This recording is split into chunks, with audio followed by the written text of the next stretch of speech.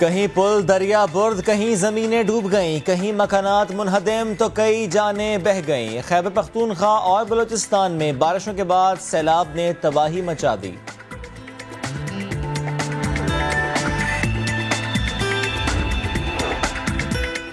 جولائی میں طویل اور غیر اعلانیہ لوڈ شیڈنگ کا انعام، نیپرا نے کے الیکٹرک کو 20 کروڑ روپے جرمانے کا جھٹکا دیا۔ کیا یہ جرمانہ بھی کراچی کے شہریوں کو بھگتنا پڑے گا؟ آج ہم اس پر تفصیل سے بات کریں گے۔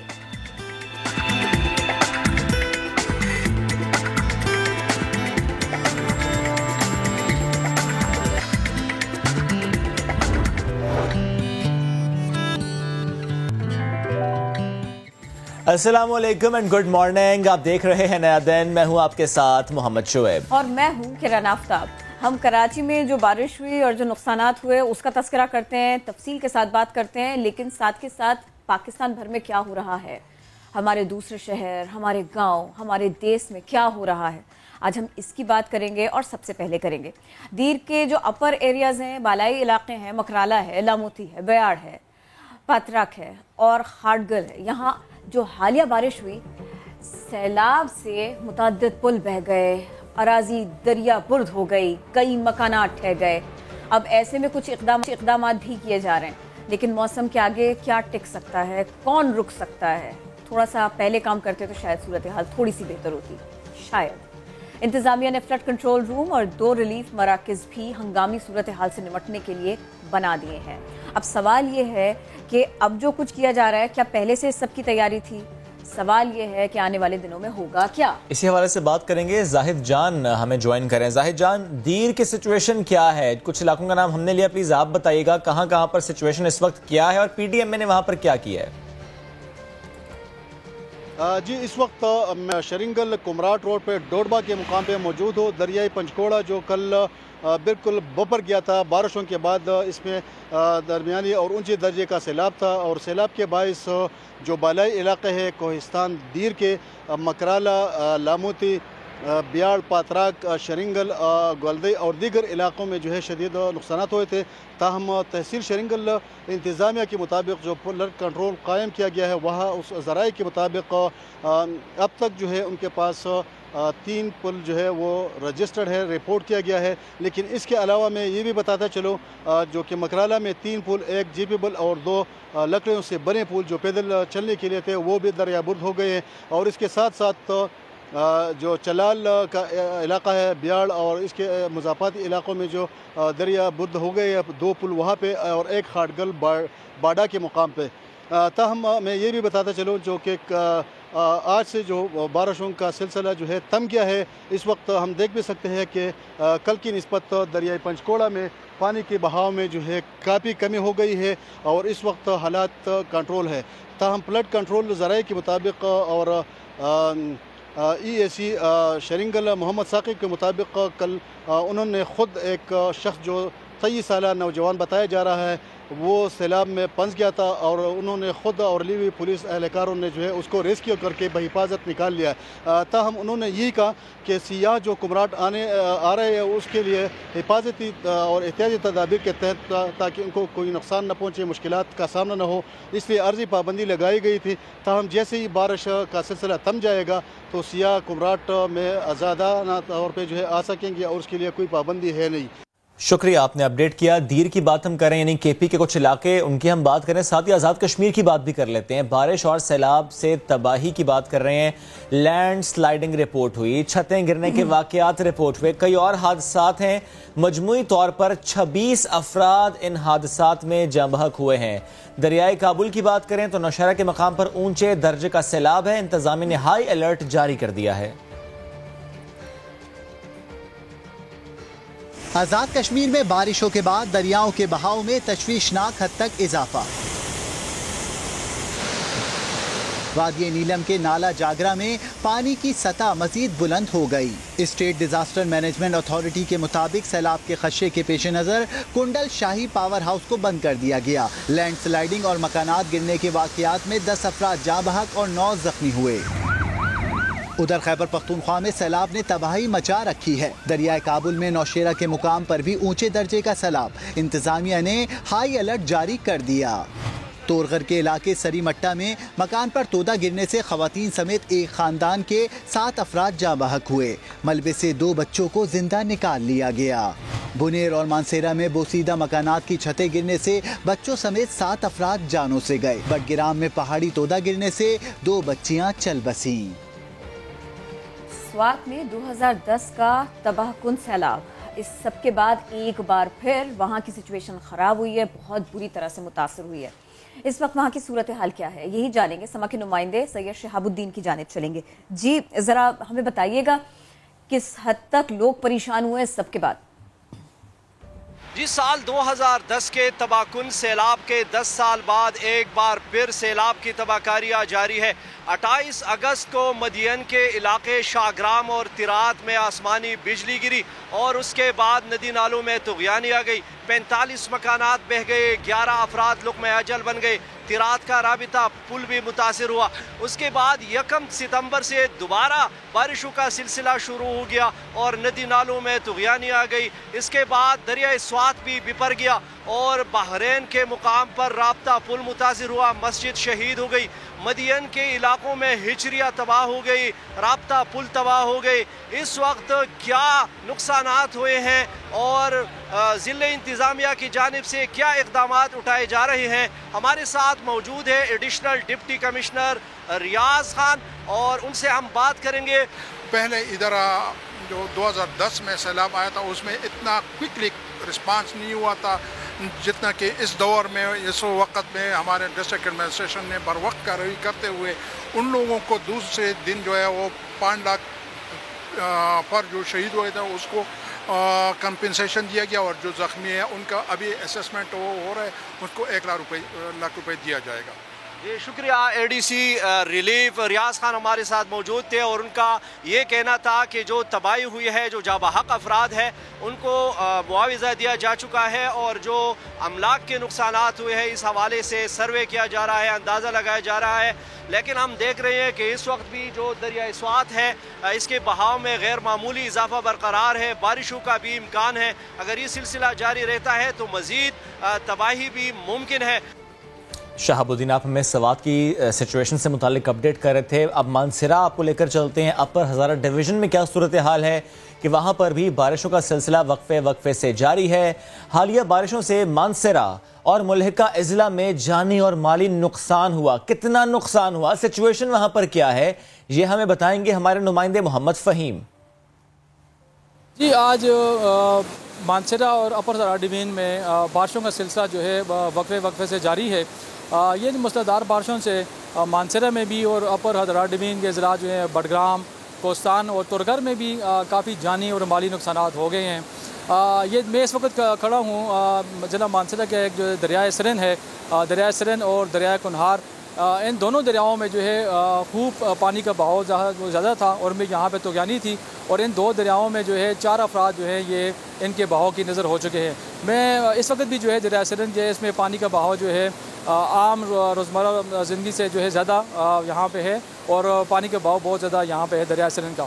محمد فہیم بہت شکریہ، آپ ہمیں اس سلسلے میں اپڈیٹ کر رہے تھے. اور صرف یہی مقام نہیں، دیگر علاقے بھی ایسے ہیں کہ جہاں پر بارش کے بعد سیلاب کا خطرہ بڑھ رہا ہے. 4 سدہ کا تذکرہ، وہاں پر کیا سچویشن ہے اب ہم یہ جانیں گے کیونکہ 4 سدہ سے منسلک جو دریا ہے وہاں پر بھی طغیانی ہے. کون کون سے علاقوں میں کتنی پریشانی، اسی سب کے اوپر اپڈیٹ لیں گے. سما کے نمائندے ہمارے ساتھ ہیں اعجاز خالد، انہی سے بات کریں گے. اعجاز پلیز اپڈیٹ کیجئے، لوگوں کو یہاں پر سہولت دینے کے لیے، راحت دینے کے لیے کیا کیا جا رہا ہے؟ کون کون سے علاقے ایسے ہیں کہ جہاں پر سچویشن زیادہ خراب ہے؟ جی بالکل، بارش کا جو سلسلہ ہے وہ تو تھم چکا ہے، لیکن جو بالائی علاقوں میں زیادہ بارشیں ہوئی تھی تو اس کی وجہ سے جہاں کے جو 3 دریا ہے اس میں طغیانی آتی ہے. گزشتہ روز بھی دریائے سوات میں طغیانی آئی تھی اور سیلاب کی جو کیفیت تھی وہ 1 لاکھ کے قریب تک پہنچ گئی تھی. 90,000 جو اس کا وہ کیوسک تھا تو وہ تو نارمل جا رہا تھا، لیکن باڑھ میں تھوڑا سا وہ 1 لاکھ تک پہنچ گیا تھا، جس کے باعث جو قریبی جو دریا کنارے آباد علاقے ہیں وہاں وہاں پر پانی جو ہے وہ کھیتوں میں چلا گیا, گھروں کے تک قریب پہنچ گیا اور ساتھ میں شاہراہوں تک پہنچ گیا. یہاں یہ بھی بتاتا چلوں کہ جو دیہات انتہائی قریب تھے تو ضلع انتظامیہ نے تو پہلے الرٹ کیا تھا کہ آپ محفوظ مقامات پر چلے جائیں اور لوگوں کو باقاعدہ اعلانات کے ذریعے آگاہ کیا تھا, لیکن پھر بھی جو فصلیں ہیں اس کو کافی نقصان پہنچا ہے سیلاب کی وجہ سے. اور ابھی بھی ضلع انتظامیہ کہہ رہی ہے کہ یہاں پر تو بارشیں نہیں ہو رہی, لیکن بالائی علاقوں میں بارشوں کی پیشن گوئی ہے اور وقفے وقفے سے جو بارش کا سلسلہ ہے وہ جاری ہے. تو چارسدہ کے دریاؤں میں کسی بھی وقت بھی طغیانی آ سکتی ہے, اس وجہ سے آپ احتیاط کریں. اعجاز, ایک سیلابی ریلا گزر گیا اور اسی کے گزرنے کی وجہ سے اتنا نقصان ہوا فصلوں کو. اب جس طرح آپ بتا بھی رہے ہیں کہ بالائی علاقوں میں ابھی بھی بارش ہو رہی ہے اور اس سے دریاؤں میں طغیانی آ سکتی ہے, تو مزید الرٹس جاری کیے گئے اس سلسلے میں کہ پھر سے کوئی سیلابی ریلا گزر سکتا ہے؟ جی بالکل, ڈپٹی کمشنر چارسدہ اور انڈیمے کے مطابق بار بار نوٹس جاری کیے جا رہے ہیں کہ دریا کے کنارے جتنے آباد لوگ ہیں وہ احتیاط کریں, محتاط رہے, دریاؤں میں بلا ضرورت نہ جائیں اور کسی بھی ہنگامی صورتحال کی صورت میں آپ ضلع انتظامیہ یا قریبی جو پولیس اسٹیشن ہے ان کو آگاہ کریں. باقاعدہ ضلع انتظامیہ نے جو پٹواری ہے, حلقہ پٹواری, ان کی ڈیوٹیاں لگائی ہے, باقاعدہ پولیس فورسز کی ڈیوٹیاں لگی ہوئی ہے, سول ڈیفنس کے جو رضاکار ہے ان کی ڈیوٹیاں لگی ہوئی ہے اور ساتھ میں جو مقامی پولیس ہے وہ بھی. ٹھیک ہے, انتظامیہ الرٹ ہے وہاں پر اور جو مقامی آبادی ان کو بار بار یہ بتایا جا رہا ہے یہاں سے کسی محفوظ مقام پر چلے جائیں. وہ چلے بھی گئے لیکن بہرحال فصلوں کو نقصان پہنچا ہے. بہت شکریہ اعجاز, آپ نے ہمیں اپڈیٹ کیا. ہم بات کر رہے ہیں کے پی کے مختلف شہروں کی, مختلف علاقوں کی, کہ وہاں پر بارش اور سیلاب نے تباہی مچائی ہے. کتنی تباہی مچائی ہے, کچھ علاقوں کی ہم نے بات کی ہے اور اس میں گورنمنٹ کا کیا رول ہوگا, ہم کتنے تیار ہیں, ہم کتنا فیسیلیٹیٹ کر رہے ہیں. We'll talk about it. معاون خصوصی برائے اطلاعات کامران بنگش صاحب نے ہمیں جوائن کیا. کامران صاحب گڈ مارننگ کہیں گے آپ کو. سر, صوبے کے مختلف اضلاع میں سیلاب نے تباہی مچائی ہے, کہیں بارش نے تباہی مچائی, کہیں سیلابی ریلا گزرا وہاں تباہی مچائی, کہیں طغیانی آ رہی ہے. ایسے میں پلیز بتائیے گا کے پی گورنمنٹ متاثرین کے لیے کیا کر رہی ہے, جو وہاں پر لوگ اگر نہیں بھی پھنسے ہوئے, جو اپنے گھر بار چھوڑ کر کسی اور مقام پر پہنچے ہیں, ان کے لیے گورنمنٹ کیا کر رہی ہے؟ خیبر پختونخوا کے 3 اضلاع میں سیلابی صورتحال رہی, جس میں اپر چترال, اپر سوات, جو سوات ضلع کا ہمارا اپر پورشن ہے, اور اپر کوہستان میں یہ سچویشن رہی انفارچونیٹ, جس کی وجہ سے ہم 17 قیمتی جانیں ہماری جاں بحق ہو چکی ہے اور تقریباً 84 کے قریب مکانات کو جزوی طور پر نقصان بھی پہنچا ہے. تو صوبائی حکومت پہلے دن سے ہائی الرٹ پر ہے. ہمارے جو ریسکیو اور ریلیف کی ٹیمیں ہیں وہ فیلڈ میں موجود ہیں. ایمرجنسی آپریشن سینٹرز بھی جو ہے وہ فعال ہو چکا ہے. ڈسٹرکٹ ڈیزاسٹر مینجمنٹ کمیٹیز جو ہے ڈسٹرکٹ انتظامیہ کے تحت وہ کام کر رہی ہیں. تمام ادارے ایک کوارڈینیٹڈ ایفرٹ کے تحت اس پوری سچویشن کو خود مانیٹر کر رہے ہیں اور دیکھ رہے ہیں, اور لاسز کا بھی ہم اندازہ لگا رہے ہیں. اور ٹائملی رسپانس کی وجہ سے الحمدللہ, آلدو کہ ایک بھی جان جو ہے وہ قیمتی ہے ہمارے لیے, لیکن ٹائملی رسپانس کی وجہ سے صوبہ خیبر پختونخوا میں بہت بڑے سانحے سے ہم بچ پائے. اور کچھ اس بارے میں بتائیے گا کہ سیاحوں کو سیاحتی مقامات سے نکالنے کے لیے کیا ہدایات دی گئی؟ موجودہ حالات کے باعث کیا آپ لوگ یہ سوچ رہے ہیں کہ فوری طور پر یہ سب کچھ بند کیا جائے, کم از کم جب تک کہ یہ سچویشن بہتر نہ ہو جائے؟ سیاحتی مقامات پہ جو ہے وہ تمام سیاح کو, جو ٹورسٹ ہیں, ان کو ایویکویٹ کر دیا گیا ہے. ٹائملی یہ جو سیلابی ریلے گزر رہے تھے اس سے پہلے ہی ان کو ادھر سے شفٹ کر دیا گیا ہے, اور ادھر جو ہے وہ ہوٹلز وغیرہ سارے بند کرا دیے گئے تھے تاکہ کوئی ناخوشگوار واقعہ ٹورسٹ کے ساتھ پیش نہ آئے. جو مکمل بندش کی بات ہے وہ فی الحال زیر غور نہیں ہے. ہم سمجھتے ہیں کہ خیبر پختونخوا کا اکانومی کا بہت بڑا دار و مدار ٹورزم کے اوپر ہے, تو مکمل بندش زیر غور نہیں ہے. ہاں, یہ صورتحال جب تک رہتی ہے, اور جو کہ یقیناً جو سوات کا ایریا ہے اور جو چترال کا ہے, وہاں پہ جو فلڈز کی سچویشن ہے ریور کی وہ سبسائڈ ہو چکی ہے, تو اس طرح کی کوئی بھی پروپوزل زیر غور نہیں ہے کہ ہم ٹورزم یا ٹورسٹ ایریاز کو مکمل لاک ڈاؤن کی طرف واپس لے جائیں. ٹھیک, یعنی لاک ڈاؤن کی طرف نہیں جائیں گے, ٹورسٹ کو نہیں روکا جائے گا. آپ نے سوات کی بات کی, تھوڑا سا پلیز اس کو ایلیبریٹ کیجیے گا. کلام, بحرین, مالم جبہ, مہوڈن, کیونکہ یہاں بہت زیادہ سیاح جاتے ہیں اور لاک ڈاؤن ختم ہونے کے بعد تو بہت سے سیاح یہاں پر پہنچے, ملک بھر سے پہنچے. آپ نے کہا ایویکویٹ کر لیا گیا سب کو، لیکن پلیز بتائیے گا کہ اس وقت وہاں پر ایگزیکٹلی سچویشن کیا ہے، کیونکہ وہاں پر تو خبریں یہ بھی ہیں کلاؤڈ برسٹ کی، خبریں یہ بھی ہیں کہ پل ٹوٹا، زمینی رابطہ منقطع ہوا کچھ اسپاٹ سے. دیکھیں اپر چترال میں جو ہے وہ کچھ مواصلاتی نظام جو ہے وہ ڈسٹرب ہو چکا تھا. سوات میں ایسا کوئی سچویشن نہیں ہے. بحرین اور کالام میں جیسے میں نے پہلے عرض کی کہ وہاں پہ جو دریا کے کنارے پر جو مکانات تھے یا جو ہوٹلز وغیرہ تھے ان کو نقصان پہنچا ہے. زیادہ جو مواصلاتی جو ہمارا رابطہ ہے، جیسے آپ پل کی بات کر رہے ہیں یا روڈز ہیں، وہ فی الحال اس کنڈیشن میں ہے کہ وہاں ایکسیس کا ایشو نہیں ہے. ہاں شانگلہ کے مقام پر ایک روڈ جو ہے وہ متاثر ہو چکا ہے، جس کو بھی خیبر پختونخوا حکومت الٹرنیٹ روٹس کے طور پر باقی جگہوں کو کھول چکی ہے. اچھا اب ذرا یہ بتا دیجیے گا کہ سب سے زیادہ کون سے علاقے، کون سے حصے متاثر ہوئے ہیں سیلاب سے، بارش سے؟ جی سب سے زیادہ خیبر پختونخوا کے جیسے میں نے کہا ملکنڈ ڈویژن کا اپر ایریا، جس میں اپر چترال اور پھر اپر سوات کا اور ہزارہ ڈویژن میں جو ہے اپر کوہستان، یہ 3 ایریاز جو ہیں وہ زیادہ افیکٹ ہو چکے ہیں. ابھی جو آج کی موجودہ صورتحال ہے، جو سیلابی ریلے کا گزرنا ہے وہ نوشہرہ اور چارسدہ کے مقام پر ہے، تو اس کو بھی ہم دیکھ رہے ہیں اور امید ہے کہ وہاں پہ زیادہ نقصانات نہیں ہوں گے، کیونکہ آلریڈی پہلے سے ارینجمنٹس ہو چکی ہیں. فلڈ پروٹیکشن والز جو ہیں وہ کام کر رہی ہیں، ریسکیو کی ٹیمیں پہلے سے موجود ہیں. تو امید ہے یہاں پہ بھی انشاءاللہ جیسے باقی جگہوں پہ نقصان کو منیمائز کیا گیا، انشاءاللہ یہاں پہ بھی ایسی صورتحال ہوگی. صحیح، شکریہ. کامران صاحب ساتھ موجود تھے آپ. کے پی میں سچویشن سے متعلق ہم بات کر رہے تھے، کتنی تیار ہے گورنمنٹ، اس پر بات کی جا رہی تھی. آپ نے کہا ٹائملی رسپانس کی وجہ سے چیزیں بہتر ہیں، کنٹرول میں ہیں. یہ تم نے بات کی کے پی کی. اب ذرا بات ہم کرتے ہیں پنجاب کی، بات ہم کرتے ہیں ملتان کی. دریائے چناب میں طغیانی کے باعث ملتان کے 70 سالہ عبدالحمید کی زندگی بھر کی جمع پونجی بھی بہہ گئی. ضعیف شہری اہل خانہ کے ساتھ کھلے آسمان تلے زندگی گزارنے پر مجبور ہے. محسن علی کی رپورٹ دیکھیے. ہاتھ پر ہاتھ رکھے، چہرے پر پریشانی لیے، یہ ہے ملتان کا علاقہ ہیڈ محمد والا کے رہائشی 70 سالہ کسان عبدالحمید. دریائے چناب میں حالیہ سیلاب ان کی ساری جمع پونجی بہا لے گیا. سر لکاون تی چکی ہے، وہ ڈائے پہ آج سویرے ڈٹی ہے، جڑے دانے اٹھائی رکھے تھے کوئی اچھی جا کر کے وہ پانی اٹھ بل گیا. مکان نو اٹھا پر میں کیا کرا، میں بانتے بیٹھی ہے، نہ کوئی تمبو ہے، نہ کوئی مکان ویڑ ہے، نہ کوئی جا ہے، مال کملے اور ڈھکے پان اندر. دریائے چناب میں سیلاب سے ہزاروں ایکڑ فصلوں کو شدید نقصان پہنچا ہے، جبکہ جانوروں کو خوراک کی قلت کا سامنا ہے. ادھر ریسکیو 1122 نے سیلاب میں پھنسنے والے افراد کو نکالنے کا کام شروع کر دیا. تقریباً ہم یہاں پہ 20 سے 25 لوگوں کو ریسکیو کر رہے ہیں.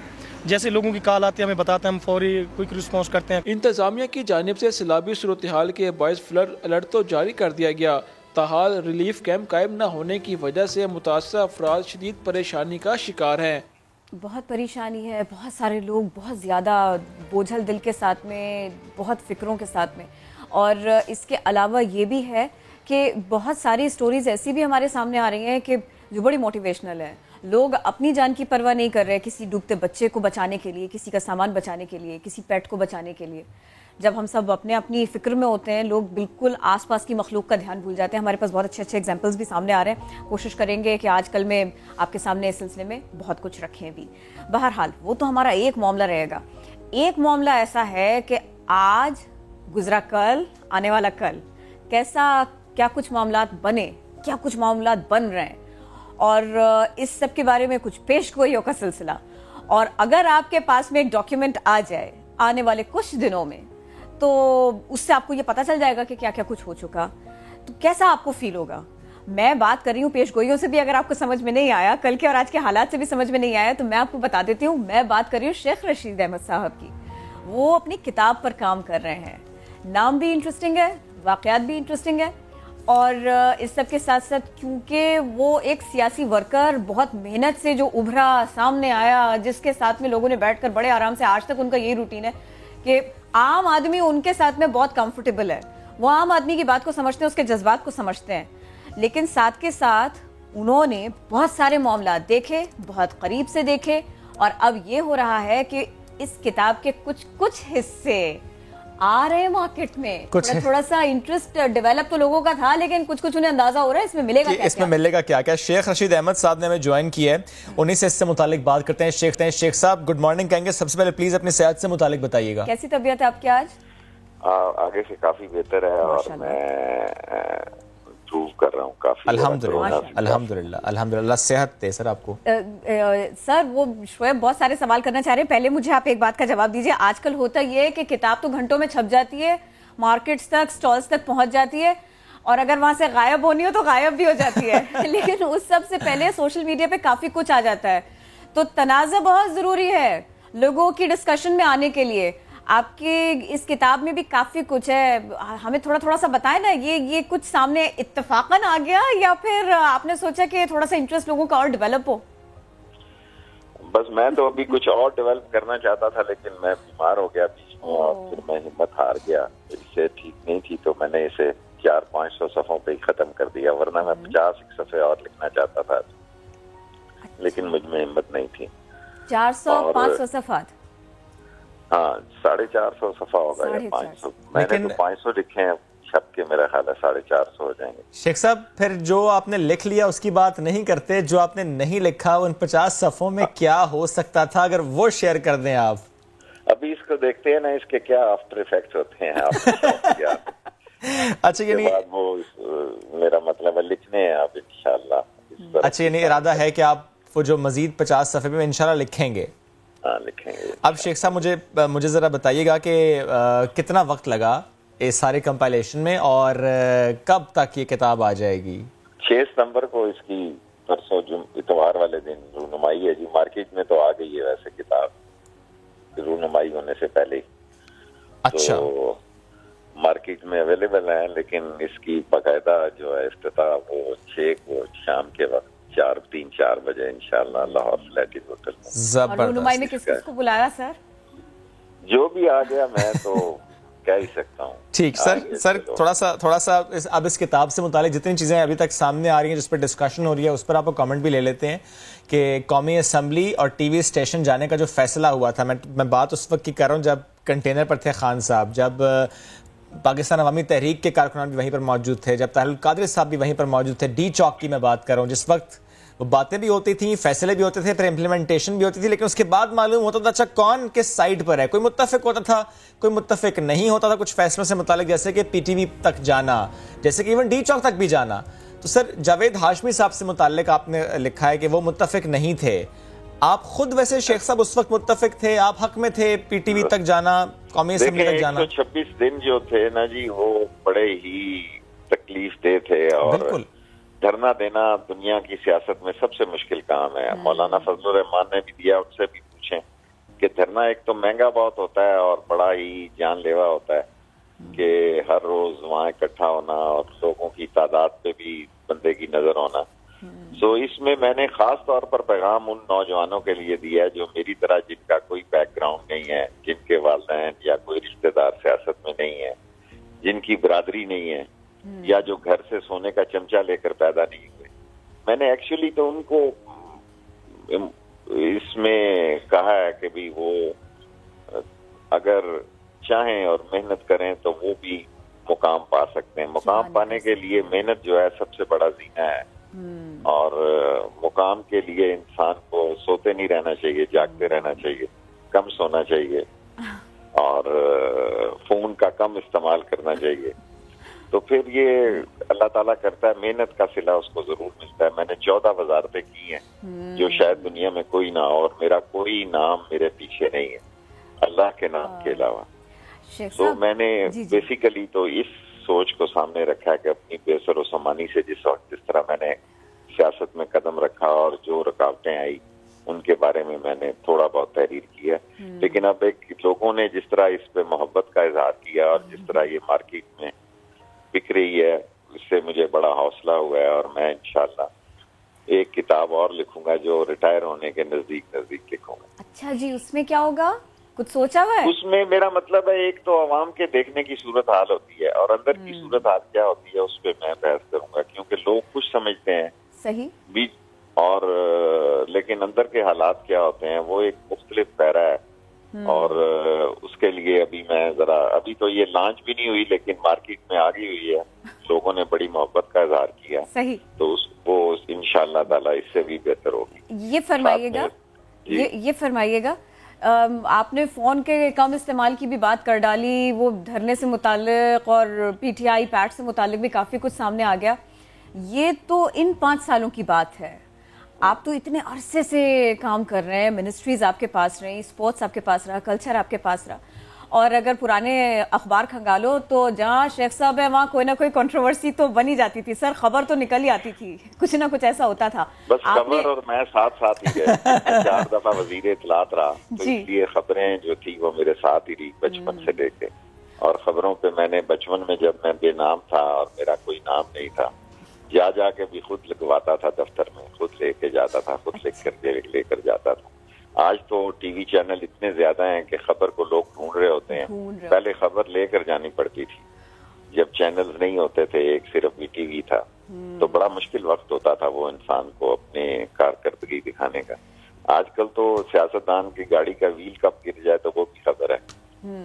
تو بڑا فرق ہے آج کی اور بچپن کی سیاست میں, کس طرح لوگ مشکل حالات میں سیاست کرتے تھے. آج کل تو بڑا ایزی ہے انسان کے لیے, اس کو میڈیا اویلیبل ہے. پہلے میڈیا اویلیبل نہیں ہوتا تھا, محدود تعداد تھی, اور چینل صرف ایک پی ٹی وی تھا, وہ صرف وہاں وہی خبر جاتی تھی جو سرکاری نوعیت کی ہو.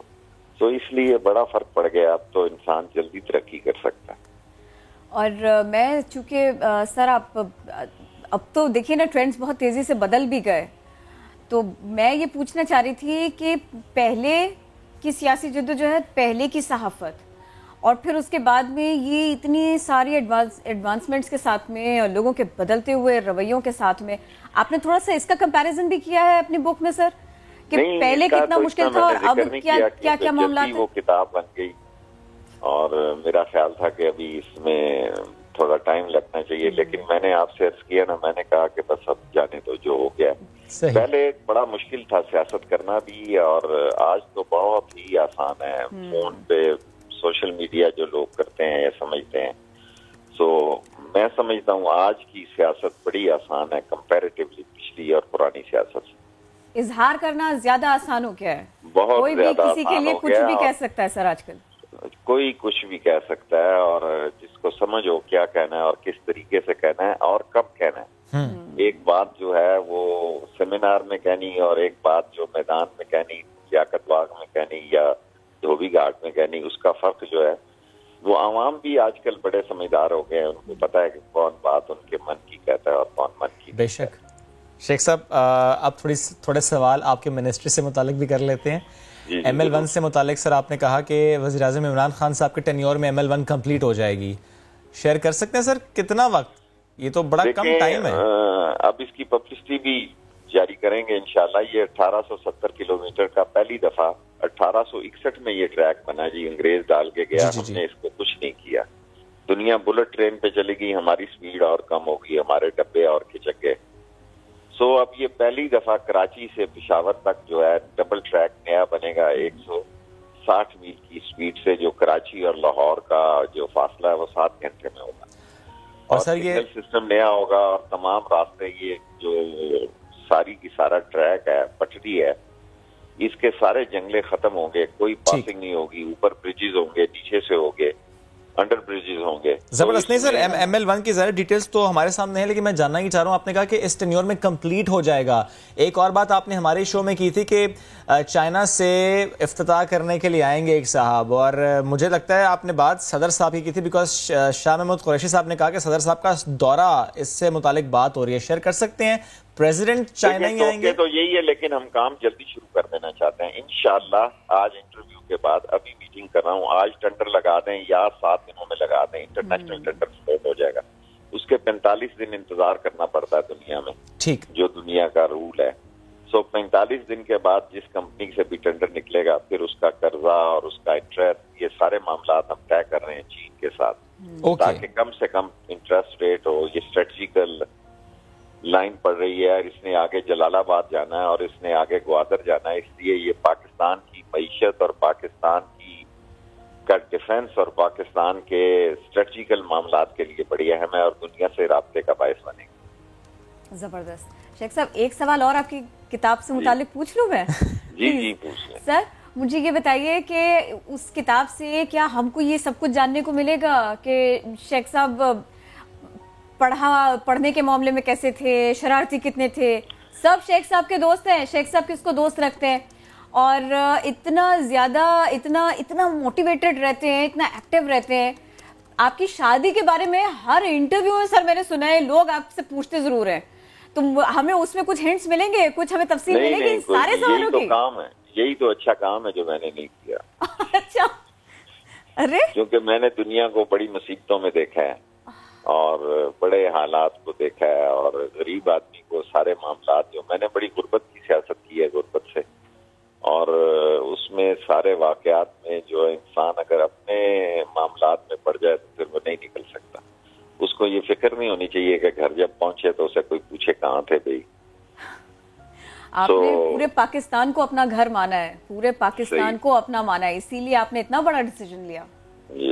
یہ میرا پہلے دن سے ڈیسیژن تھا اور اس پہ میں قائم رہا. میں دوبارہ ٹرین پر لے جاؤں؟ چلیں لے جائیں ٹرین. شیخ صاحب ہے, ٹرین تو چلنی ہے, دوڑنی ہے. آپ نے کہا نا جلال آباد تک جانی ہے, تو میں وہیں پہ میرا دماغ تھا کہ ابھی جب ہم بات کریں عمران خان صاحب کے ٹینیور میں کمپلیٹ ہونے کی, تو یہ ہم صرف کراچی ٹو پشاور کی بات کر رہے ہیں یا ہم گوادر ٹو جلال آباد کی بات کر رہے ہیں؟ دیکھیں, یہ دنیا میں پہلے ہی ازبکستان سے ٹرین افغانستان میں آ چکی ہے. سو ہمیں آگے چین کا ایک جو ایجنڈا ہے, چین دنیا میں جو سی پیک کے ذریعے کرنا چاہتا ہے, اس ایجنڈے میں ہم تو پشاور تک ہیں. جی آگے کیا معاہدے ہوتے ہیں, اگر چین اس میں دلچسپی لے رہا ہے بڑی شدت سے, تو اس میں دوسری حکومتوں کے ساتھ بھی بات کر کے, کیونکہ چین کے ایران کے ساتھ تعلقات بہت اچھے ہیں, ہمارے تعلقات بہت اچھے ہیں, لیکن ہم سینکشنز کے وجہ سے کچھ کر نہیں پا سکتے. چین نے ان ساری سینکشنز کو توڑا ہوا ہے. سو لیٹس سی, یہ ایک بہت بڑا انقلاب ہوگا. ٹرو سر, یہ سوال کرنے کا مقصد یہ تھا کہ فار ایگزامپل اگر یہی ML1 افغانستان سے گزرتی ہے تو سر ظاہر ہے اس کی امپلیکیشنز بہت اچھی ہیں.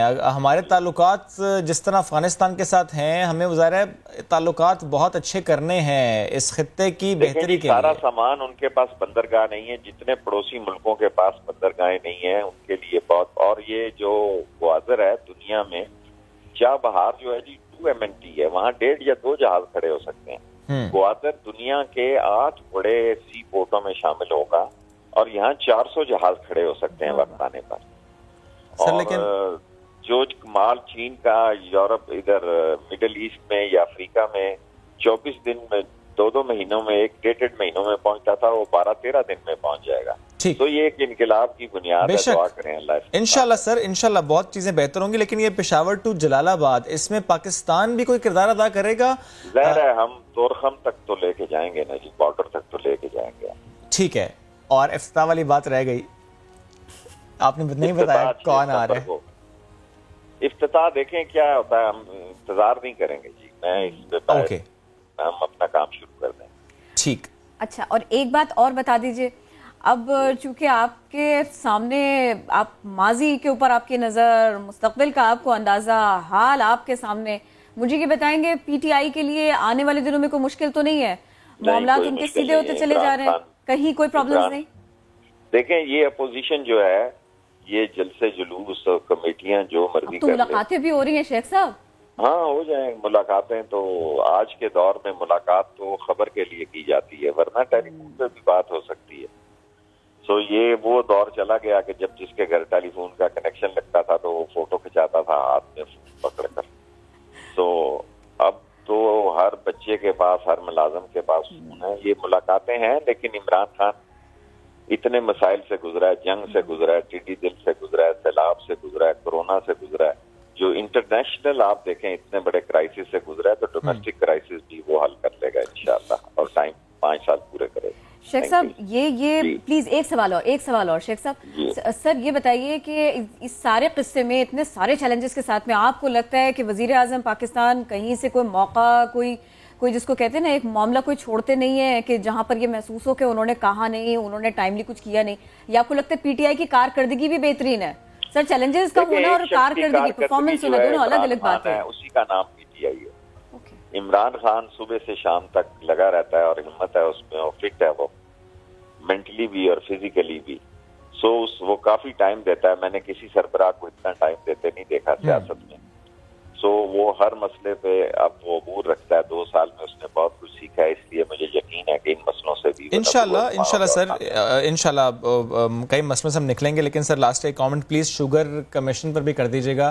کمیشن بنا, تحقیقات ہوئیں, رپورٹ آئی, کریڈٹ لیا گیا, وہ رپورٹ مختلف کورٹس میں گئی, کل سپریم کورٹ تک بھی گئی, کیونکہ سندھ ہائی کورٹ کا میں تذکرہ اس لیے کر رہا ہوں, انہوں نے کہا غیر جانبدارانہ تحقیقات ہوں, تحقیقات جانبدارانہ تھیں. سر یہ ساری باتیں اپنی جگہ, چینی سستی نہیں ملی سر, پھر بھی ایک عام شہری کو تو فائدہ مضبوط ہے. لیکن عمران خان نے ان کو ہاتھ ڈالا ہے, وہ چھوڑے گا نہیں. اور چینی امپورٹ ہو رہی ہے, آٹا امپورٹ ہونے لگا ہے. انشاءاللہ اب اس کی قیمت میں کچھ نہ کچھ فرق ضرور آئے گا. ٹھیک, بہت شکریہ شیخ صاحب, ساتھ موجود تھے آپ, اور کتاب سے لے کر منسٹری سے لے کر سیاسی معاملات تک ہم نے آپ سے بات کی. بہت شکریہ. بریک لیتے ہیں, واپس آتے ہیں, اس کے بعد ہم بات کریں گے ڈیٹیل سے کراچی کی. کراچی کے بارش کے بعد سچویشن کتنی خراب رہی, متاثرہ خاندانوں کی کہانی آپ کے سامنے لے کر آئیں گے. بریک کے بعد اسٹے ود اس.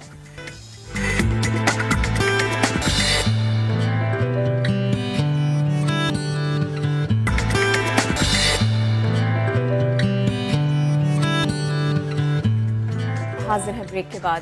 ہم بات کر رہے تھے کہ تنکا کر کے کوئی آشیانہ بناتا ہے, اور پھر کیا ہوتا ہے, بارش ہو جاتی ہے, سب بہہ جاتا ہے. کسی کی زندگی آگے بڑھ چکی ہوتی ہے, کسی کو آگے جانا ہوتا ہے, سب مٹ جاتا ہے, سب بہہ جاتا ہے. جہاں خوشیاں ہونی تھی وہاں ایسا کچھ نہ ہو سکا.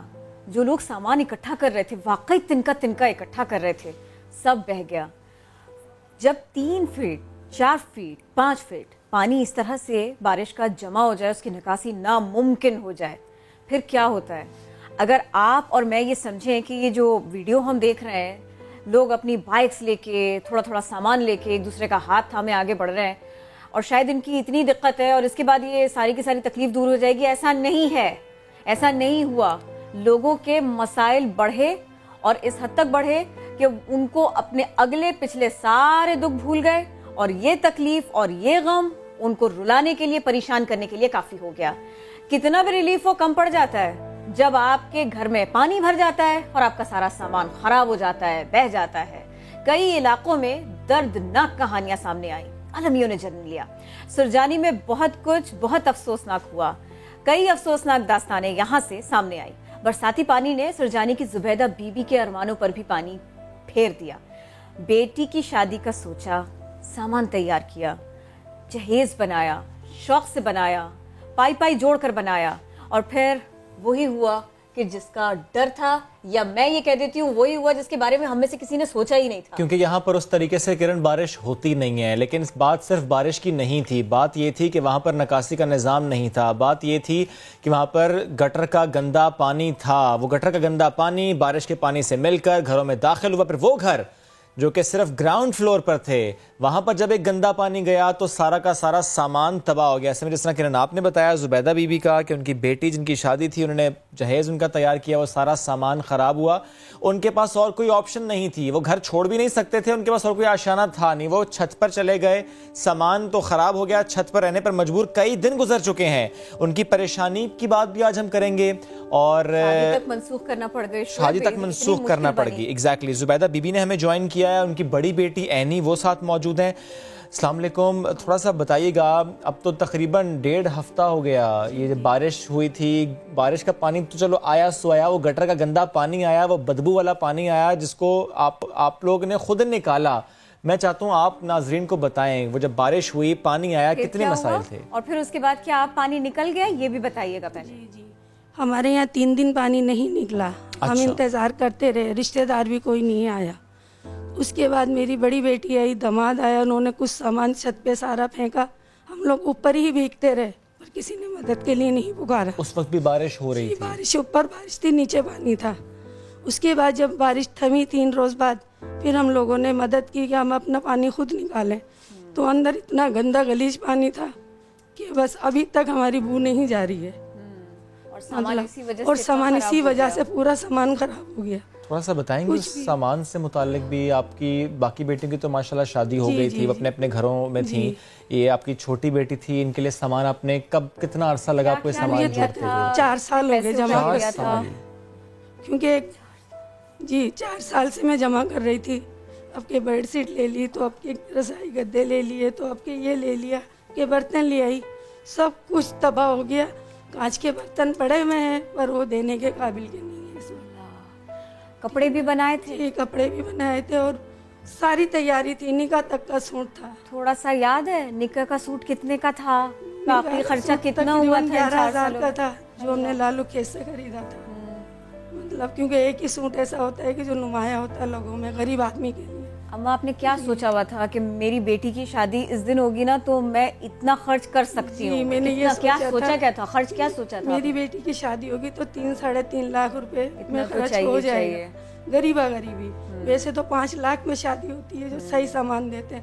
لوکل سامان دے کر بھی 3.5 لاکھ پہ شادی بیٹھتی ہے. اور لوکل سامان دے کر اما اس میں وہ والا سامان نہیں ہے جو آپ کا خراب ہو گیا, وہ جہیز بالکل الگ ہے. وہ تو بس ایک فرنیچر نہیں آیا تھا اور کچھ الیکٹرک کی چیزیں نہیں آئی تھی, باقی تو سب وہ بھی پانی میں بہہ جاتا, وہ بھی گندا ہو جاتا. اللہ. اور بیٹی کا کیا حال ہے سب کے بعد میں؟ آپ تو رو بھی رہی ہے نا بہت بری طرح سے. ابھی بیٹی کے گھر پناہ لی ہم نے 4 دن جا کر. جب زیادہ شدت بڑھ گئی, میں بیمار ہو گئی, تو پھر وہاں پہنچے ہم لوگ. جس بچی کا جہیز اس نے دیکھا کہ میری ماں نے, میری بہنوں نے, میرے بالکل قریبی رشتہ داروں نے اتنی محنت سے, اتنی مشکل سے جمع کیا ہے, جب اس بچی نے یہ دیکھا کہ میرا سارے کا سارا یہ سامان تو مجھے لے کے گھرستی اپنی جانی تھی, سسرال جانا تھا, اس کو رونا آیا؟ بہت افسوس ہے. 4 دن کے اندر بہت جھٹک گئی ہے, پہلے جیسی نہیں رہی. شادی پھر بھی آپ کو تسلی بھی دیتی ہے وہ ساتھ میں کہ اماں چھوڑو, جانے دو. وہ تو کہہ رہی تھی امی یہاں بھی نہیں جاؤ, اور جو میرے نصیب میں خالی ہاتھ رخصت کر دینا. اور یہ روتے ہوئے ہی کہا ہے, ایسی دکھ تکلیف میں ہی کہا ہے. ظاہر ہے وہ بیٹی ہے, وہ چاہے گی ماں کی پریشانی کم ہو, پر ماں تو ماں ہے, ماں تو پریشان ہوتی ہے. شادی کب تھی ویسے؟ شادی ابھی تھی 12 ربیع الاول میں. وہ شادی فی الحال آپ لوگوں نے پوسٹ پون کر دی ہے. اینی میں آپ سے بھی بات کرنا چاہوں گا, مائک بھی آپ لے لیجیے گا. بڑی بہن آپ گھر کی, تھوڑا سا بتائیے گا مجھے. ظاہر 4 سال کو تھوڑا وقت تو ہوتا نہیں ہے, آپ بھی ظاہر ساتھ جاتی رہی ہوں گی مارکیٹ, چیزیں لے کر آنا, کہ چھوٹی بہن ہے, گھر کی آخری شادی ہے, اس پہ ارمان بھی پورے کرنے ہیں, اور آپ نے بڑے پیار سے, بڑی محبت سے, چھوٹی بہن کی بھی خواہشات ہوں گی کچھ نہ کچھ کہ یہ چیز لینی ہے, ایسا جوڑا لینا ہے, ایسا سامان لینا ہے, اور آپ کے ساتھ جاتی ہوں گی. تھوڑا سا شیئر کریں. 4 سال بڑا لمبا عرصہ ہوتا ہے, آپ نے تھوڑا تھوڑا کر کے سامان جوڑا, اور ایک لمحہ لگا وہ سامان سارا کا سارا خراب. 1 سیکنڈ ہم لوگ اوپر بیٹھ کر یہ سوچ رہے تھے, میں اپنی جٹھانی سے کہہ رہی تھی کہ دیکھو ہم گندے پانی میں جاتے نہیں ہیں. تھوڑی دیر بعد پتہ چلا کہ ہمیں اتنے پانی میں جانا پڑے گا امی لوگوں کو بچانے کے لیے. اور بھابھی کا بھی فریج وغیرہ سب خراب ہو گیا. صرف وہ جہیز ہی نہیں, جو گھر کا سامان تھا وہ بھی خراب ہو گیا, سب خراب ہو گیا. ابھی بھی امی کے ٹینک میں گندا پانی ہے, وہ پانی کی جو موٹر ہے وہ خراب ہے. مطلب پانی کی موٹر بھی نہیں چل سکتی کہ کچھ تھوڑا سا زندگی میں سہولت ہے, کچھ روزمرہ کا کام ہو پائے؟ نہیں, کل بھی گلی میں کپڑے دھوئے تھے, کپڑے برتن گلی میں جا کے دھونے پڑ رہے ہیں. محلے میں گھر میں بہن نے کپڑے دھوئے تھے, کیونکہ گھر میں ہے نہیں کوئی پانی وغیرہ کا سسٹم. تو بارش کی وجہ سے پرابلم ہوئی نا ساری کی ساری. مجھے یہ بتائیے کہ آپ کے عام دنوں میں آپ لوگوں کا معاملہ کیسے چلتا ہے؟ عام دنوں میں کتنا خرچہ ہوتا ہے, سارا کچھ کیسے ہوتا ہے, مجھے تھوڑا سا بتائیں گے آپ؟ ایک یہ آنسو اتنی آسانی سے آنکھوں میں نہیں آتے. 3 دن کی بارش سے اور سامان بہہ جانے سے آنسو نہیں آتے. تکلیف تو بہت پرانی لگتی ہے. گھر پہ کون کون ہے آپ کے؟ بتائیں نا مجھے پلیز. امی ہیں, بہن ہے, ابو ہیں, ابو اور ایک بھائی ہے. ماں جی مائک لے لیجیے گا, مجھے پلیز بتائیے گا. ایک چھوٹا بیٹا ہے میرا جو بھی پڑھ رہا ہے. اچھا, ویسے گھر کا جب ہم بات کرتے ہیں کہ گھر کے روزگار کی بات ہم کرتے ہیں, کمانے والوں کی بات کرتے ہیں, آپ کے شوہر کیا کرتے ہیں, کس طرح سے پہلے آپ لوگوں نے مینج کیا کہ 5 بیٹیوں کی شادی, اور ابھی آپ نے کہا کہ چھوٹا بیٹا تو پڑھ رہا ہے. میں جاب کرتی ہوں, آیا کی نوکری کر کے میں نے ساری بیٹیوں کو شادی کی ہے. اچھا, کچھ لوگوں نے مدد کری, کچھ میں نے جمع کیا. صحیح. تو میری 5 بیٹیاں اس طرح سے رخصت ہو گئی. 5ویں بیٹی کی شادی پہ جب آیا تو वो कहने लगे हमें रुकना नहीं है, रिश्ता ख़त्म करो या शादी करो। तो मैंने घर फरोख्त किया। अच्छा। उनकी शादी की, मैं किराए पे आ गई। किराए पे आने के बाद मुझे ये पिछले उसमें 10 सितंबर में शादी थी, पिछले सितंबर में शादी थी उस लड़की की। तो अब 1 साल के अंदर जो मेरे पास जमा पूंजी भी थी कि मुझे था कि मैं इसमें से इतना इसका कर दूंगी, तो फिर कुछ भी नहीं बच पाया इस वक्त। क्या कर सकती हूँ?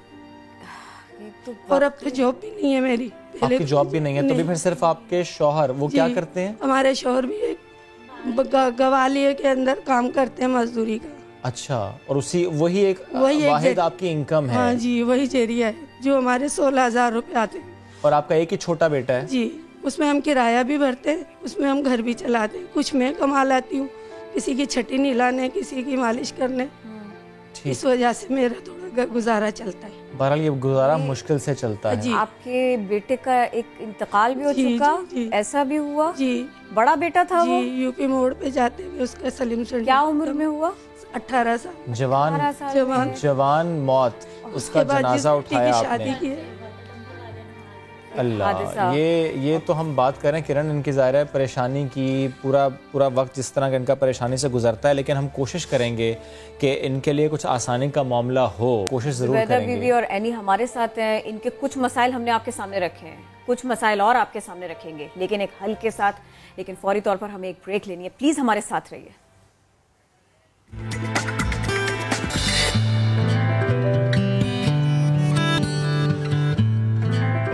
तो जनाब, नया दिन में नए सिरे से खुश आमदी। कराची की बारिश किस किस का आशियाना बहा ले गई, हम इसकी बात कर रहे थे। सुरजानी का इलाका बहुत ज़्यादा मुतासर, सबसे ज़्यादा मुतासर, और यहीं की एक फैमिली, आज हमने इनको मदऊ किया, इनका गम थोड़ा कम करने की कोशिश की हमने। किस तरह से वो स्ट्रगल करते रहे, किस तरह से घर का सामान और जहेज बह गया, हम आज इसकी बात कर रहे थे। जुबैदा बीबी और एनी हमारा साथ दे रही थी, और जैसे हमने आपको ब्रेक पर जाने से पहले बताया था ना कि हम सिर्फ और सिर्फ इनकी कहानी आपके सामने नहीं रख रहे, हम इनके आंसू पोंछने की भी आज कोशिश कर रहे हैं। कैसे कर रहे हैं हम ये कोशिश, अब हम आपको ये बताएंगे। हुनैद लाखानी साहब सामाजिक कारकुन ने हमें ज्वाइन के वेलकम कहेंगे आपको। सर गुड मॉर्निंग कहेंगे। आपने तो ना सिर्फ सुरजानी बल्कि कराची में बहुत से और इलाके जहां मुतासर हुए लोग उनको सपोर्ट किया, but before I ask you कि कैसे आप सपोर्ट कर सकते हैं इनकी, मैं चाह रहा था कि हम इनसे पूछ लेते कि ज़ाहिर है शादी भी करनी है, आपका घर भी इस वक्त तबाह है, आपका सामान भी इस वक्त ख़राब हो चुका है, और भी मसाइल है माली, थोड़ा सा बता सकती हैं दोनों मामला, एक बेटी की शादी के लिए कितना आपको रिक्वायर्ड है, और दूसरा आपके अपनी फैमिली की सपोर्ट के लिए, ताकि हालात थोड़े से बेहतर रहें। क्या आपकी सोच है, कितना आपकी इमदाद की जाए कि सिचुएशन बेहतर हो जाए? इमदाद आप इतना कौन कर सकता है, क्यों, ये तो काफ़ी है। यानी अगर घर की वो करें तो 1.5 लाख 2 लाख तो घर पे ही खर्च होता है। 3-3.5 लाख नॉर्मली शादी, नॉर्मली जो 1-2 नंबर चीज दी जाती है वो सर, शादी आज बहुत महंगी है। शादी बहुत महंगी, इनका घर भी, आपको तो बहुत बेहतर सिचुएशन पता है, लेकिन ये ना आप समझ सकते हैं ना कि हेल्प चाहिए भी है, और किस तरह से ना, मतलब सफ़ेद पोशी।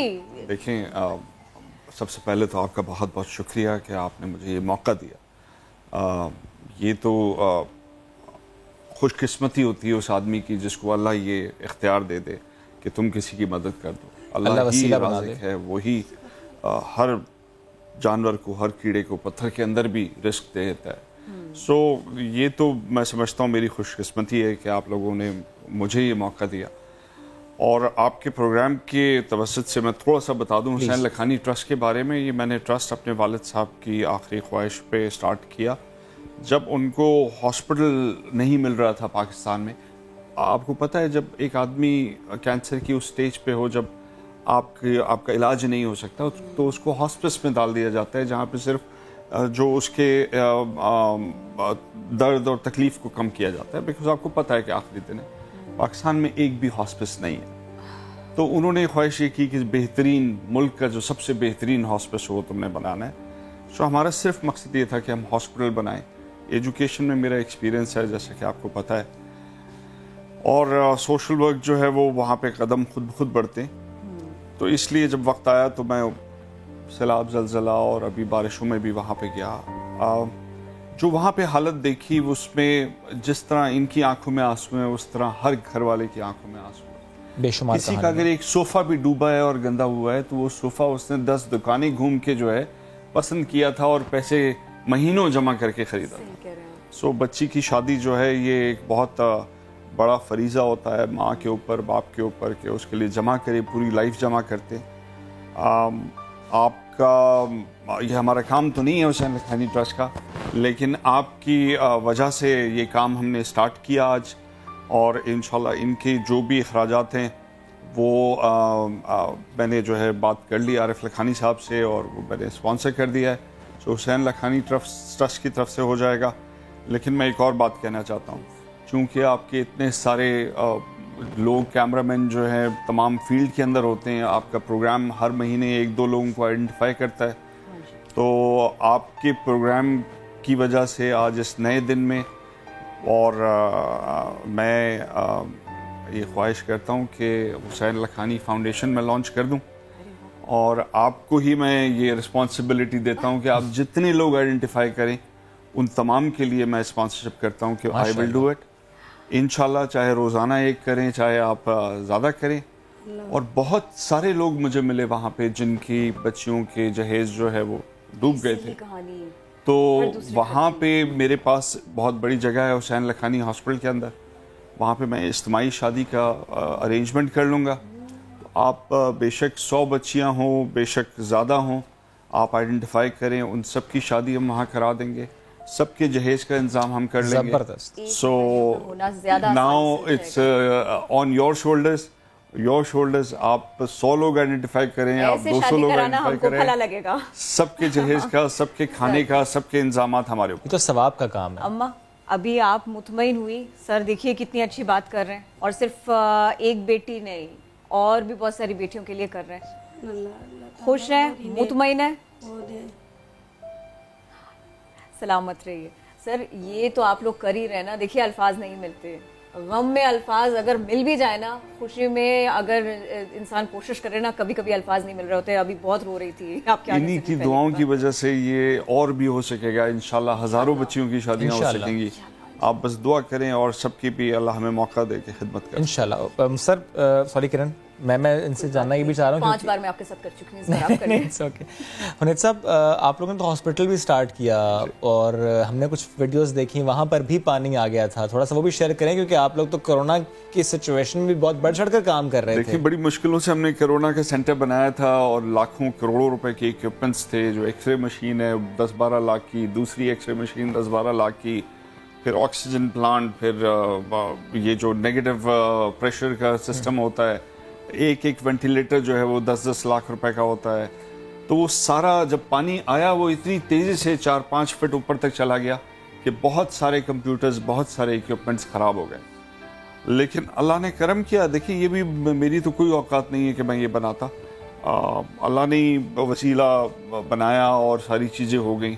اور میں آپ کو بتاؤں 2 دن لگے, لکیلی میں وہاں پہ تھا, بہت سارا ایکوپمنٹ ہم نے اٹھا کے فرسٹ فلور پہ لے گئے, اور 2 دن کے اندر دوبارہ صاف ہو گیا, بہت سارا ایکوپمنٹ بچ گیا, اور دوبارہ سے بھی آرون اب آپریشنل ہے ہاسپٹل دوبارہ سے. بٹ دیکھیں پروگرام کے توسط سے میں بات کہنا چاہتا ہوں کہ یہ بے شک قدرتی آفت ہے, اور یہ آفت صرف یہاں پہ نہیں ہے, ابھی آپ نے دکھایا پورے ملک کے اندر جو ہے سیلاب آ رہا ہے. اس میں ایک کھجور بھی, بلکہ آدھی کھجور بھی کوئی دے گا وہ صدقہ ہوگا. ہر آدمی کو یہ صدقہ کرنا چاہیے. یہ کاروبار ہے, یہ کاروبار اللہ کے ساتھ ہے, اللہ کہتا ہے کون جو ہے. ہزار کاروبار سے سو بیسکلی ہم خوش قسمت ہیں کہ ہمیں یہ موقع اللہ دے دے. اپنی نیت رکھنی چاہیے, اور اللہ نیت پہ ہی دیتا ہے. دوسری بات میں یہ کہوں گا کہ یہ اگر جیسے سرجانی ٹاؤن کی بات ہوئی, ان کے ایریا میں پانی آنے کی وجہ جو ہے یہ اس سال نہیں ہر سال آتا ہے, وجہ یہ کہ ڈرینیج سسٹم ہی نہیں ہے.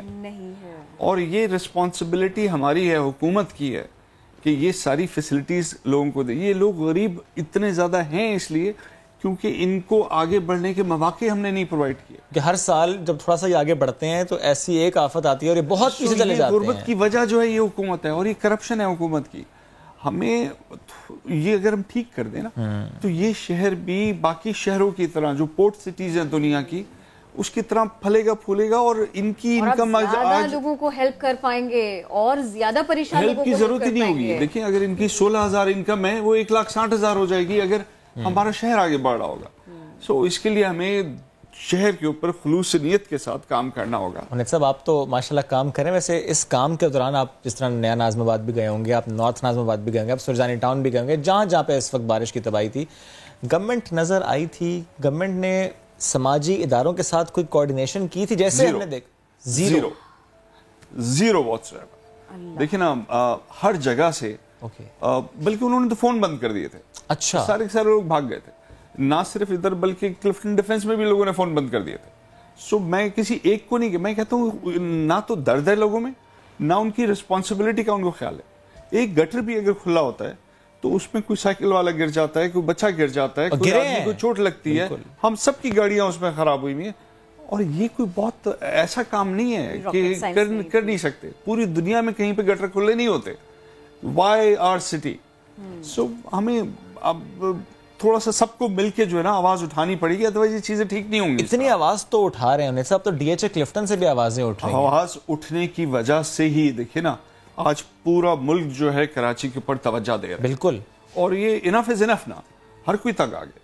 आज chief of army staff is है, प्राइम मिनिस्टर इज है, सो दे विल डिसाइड कि ये शहर को सिंगापुर अगर बन सकता है तो क्यों नहीं बना रहे हम लोग। और अब तो कहा गया कि 3 साल में हो जाएगा काम। मैं एग्जैक्टली यही कहना चाह रही थी कि पहले काम कर नहीं रहे थे और अब काम करना पड़ेगा, ऐसी सिचुएशन बन गई है। यस, करना पड़ेगा। और जब रियासत डिसाइड कर लेती है ना तो हो जाती हैं चीजें। जैसे हमारे यहाँ से ये टॉर्चर सेल्स खत्म हो गए, पर्ची माफिया खत्म हो गई, टेररिज्म खत्म हो गया, उसी तरह ये जो है करप्शन भी खत्म होगी और डेवलपमेंट भी होगी इंशाल्लाह। बहुत अच्छे टास्क के लिए आप काम कर रहे हैं, बहुत अच्छे टास्क के लिए आप आए और इतने पुरअज़्म आप हैं। हम अपना काम बड़ा आगे बढ़ के करते हैं सर। इसकी आपकी वजह से हुसैन लखानी फाउंडेशन स्टार्ट हुई है, आज के दिन स्टार्ट हुई है, और जितनी शादियां होंगी उन सब का सेहरा आपके सर पे जाएगा, आपके सर पे जाएगा, आपके टेलीविजन चैनल और इसके मालिकान को इसका सवाब मिलेगा। अब आपके ऊपर है, आप 100 बच्चियां ढूंढते हैं या 1000 बच्चियां ढूंढते हैं। सर हम काम कर रहे हैं इसके ऊपर। अल्लाह सबको अच्छा काम करने की तौफीक अता फरमाए। Thank you so very much, आप हमारे साथ थे। अल्लाह हम सब के हाल पे रहम करे। बहुत आप लोग हमारे साथ हैं, हमने अपना काम करने की कोशिश की आप लोगों के सिलसिले में। अब थोड़ा जल्दी से हम आगे भी बढ़ते हैं। ये तो एक मामला ऐसा था कि इसको हमने कुछ काम इस सिलसिले में करने की कोशिश की, कुछ हमें नया टास्क मिला है, हम उसके ऊपर भी काम करेंगे इंशाल्लाह ताला। लेकिन साथ के साथ हम एक और काम भी करते हैं। हम आपके लिए जो कुछ आपकी नज़र से यूं करके गुजर जाए और आपको तफसील ना पता चले, हम उसकी तफसील आपके सामने रख देते हैं। चाहे वो कोई खबर हो, चाहे वो कोई खातून हो, कोई फर्द हो, कोई उन्होंने अच्छा काम किया हो। बिल्कुल जी, सरहदों की बंदिश से आज़ाद है जिनकी आवाज़, उनकी हम बात कर रहे हैं। पाकिस्तान और भारत में यकसा हैं जिनके परस्तार। जन्नत नज़ीर मकबूजा वादी, इसके दारुल हुकूमत श्रीनगर से ताल्लुक़ रखने वाली 21 साला गुलकारा नरगिस खातून, इनकी इतनी खूबसूरत आवाज़ कि पाकिस्तानी गुलकार अली सेठी, अली जफर, वो भी गर्दिदा हो गए। सब बस बताए चले जा रहे हैं, मुझे सुनना है ना। चलिए ठीक है जी किरण, मैं आप सब मिलकर जरा सुनते हैं, फिर इनसे मुलाकात करते हैं। And for viewers, Nargis is joining us from Srinagar. Srinagar से हमारे साथ मौजूद हैं। नरगिस प्लीज बताइएगा, इससे पहले कि मैं आपसे पूछूं गाने से मुताल्लिक, रियाज से मुताल्लिक, शौक से मुताल्लिक, श्रीनगर का मौसम कैसा है, श्रीनगर का माहौल कैसा है? श्रीनगर का मौसम बहुत ज्यादा गर्म है। It's very hot these days. Okay, मतलब पहले होता नहीं था इतना। अच्छा। और ये भी बताइएगा कि गा तो आप माशाल्लाह बहुत अच्छा रही हैं, बड़ी प्यारी आवाज है, सीखा कैसे? मुझे बताएं, रियाज कब से कर रही हैं, सीखा कैसे, किससे, थोड़ा सा बताएं ना।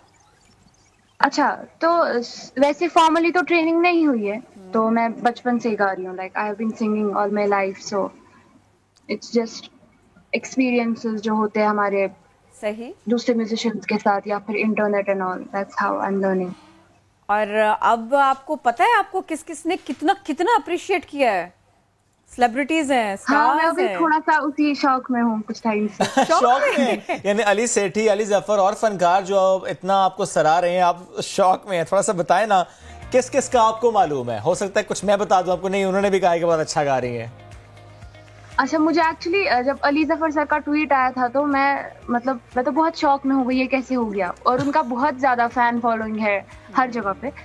तो अभी जो दूसरा दिन था, I think it was evening time, और मैं अभी उसी शौक में हूँ कि यही हो गया। एकदम से मुझे नोटिफिकेशन आ रहा है Sushmita sent it to me, did your video and all. तो मैंने क्या किया, मैंने पहले उसका स्क्रीनशॉट लिया, तो मैं सोच रही हूँ कि मुझे मत दिख रहा है इससे, ये तो पहले मैं बाद में यकीन कर लूँ कि नहीं सच में था. तो मुझे कुछ समझ ही नहीं आ रहा था तब. Very crazy feeling. और ये बताइए कि अच्छा गाने के लिए क्या मतलब, क्या ज़रूरी, क्या क्या लगता है आपको? बस यूं ही ऐसे गुनगुनाना शुरू कर दिया, या फिर श्रीनगर के नज़ारे ऐसे हैं, आसपास का माहौल इतना खूबसूरत है, किसी का भी दिल चाहे कि या तो अच्छा गाना गाए या अच्छा गाना सुने? मेरे हिसाब से मुझे लगता है कि चाहे कोई भी आर्ट फॉर्म हो, I think a person is born with it. तो मुझे नहीं लगता कि जिस भी इंसान में कोई भी कुछ भी क्रिएटिविटी होती है, कोई भी ऐसी सलाहियत होती है, तो वो हम उसको सिखा सकते हैं, हम उसको पॉलिश कर सकते हैं. मुझे लगता है कि everyone is born with it.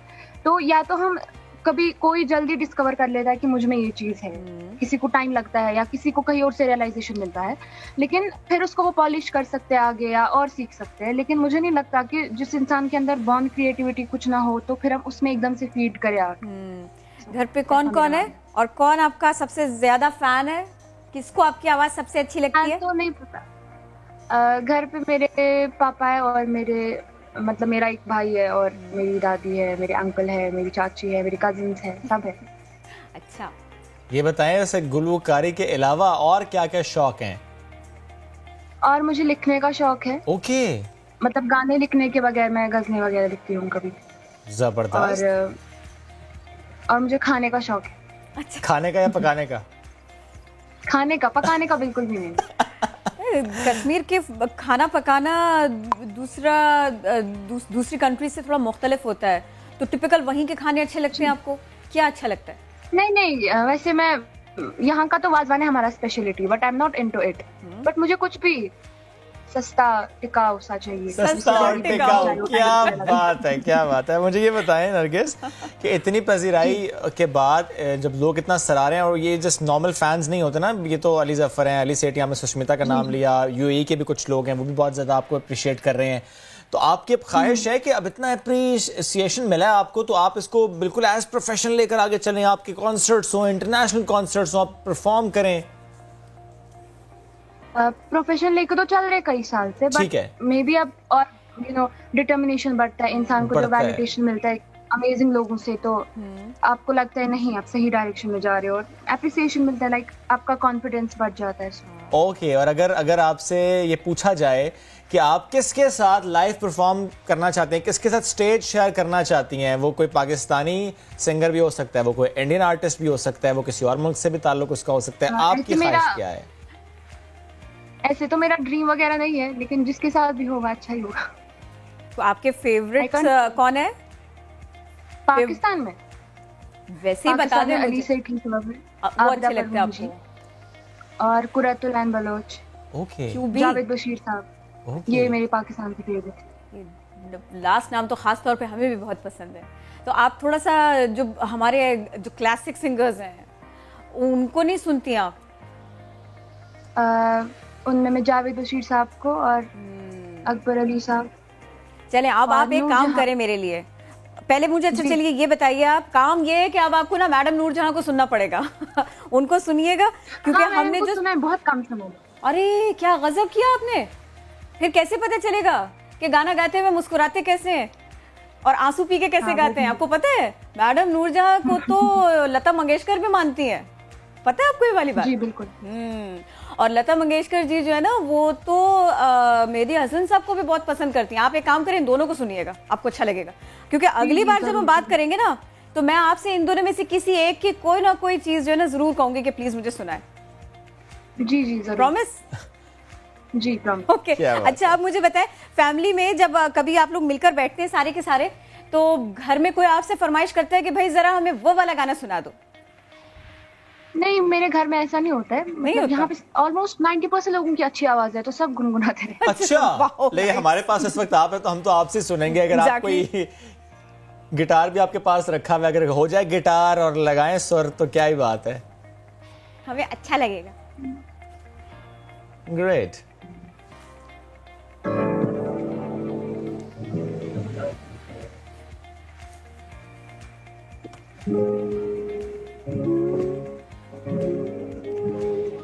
Okay, तो ये गजल है अली सेठी साहब की, जिसको बहुत अप्रिसिएशन मिला था, उनसे भी यही गाऊंगी। ना खोले अगर ख्वाब है तो ख्वाब सही,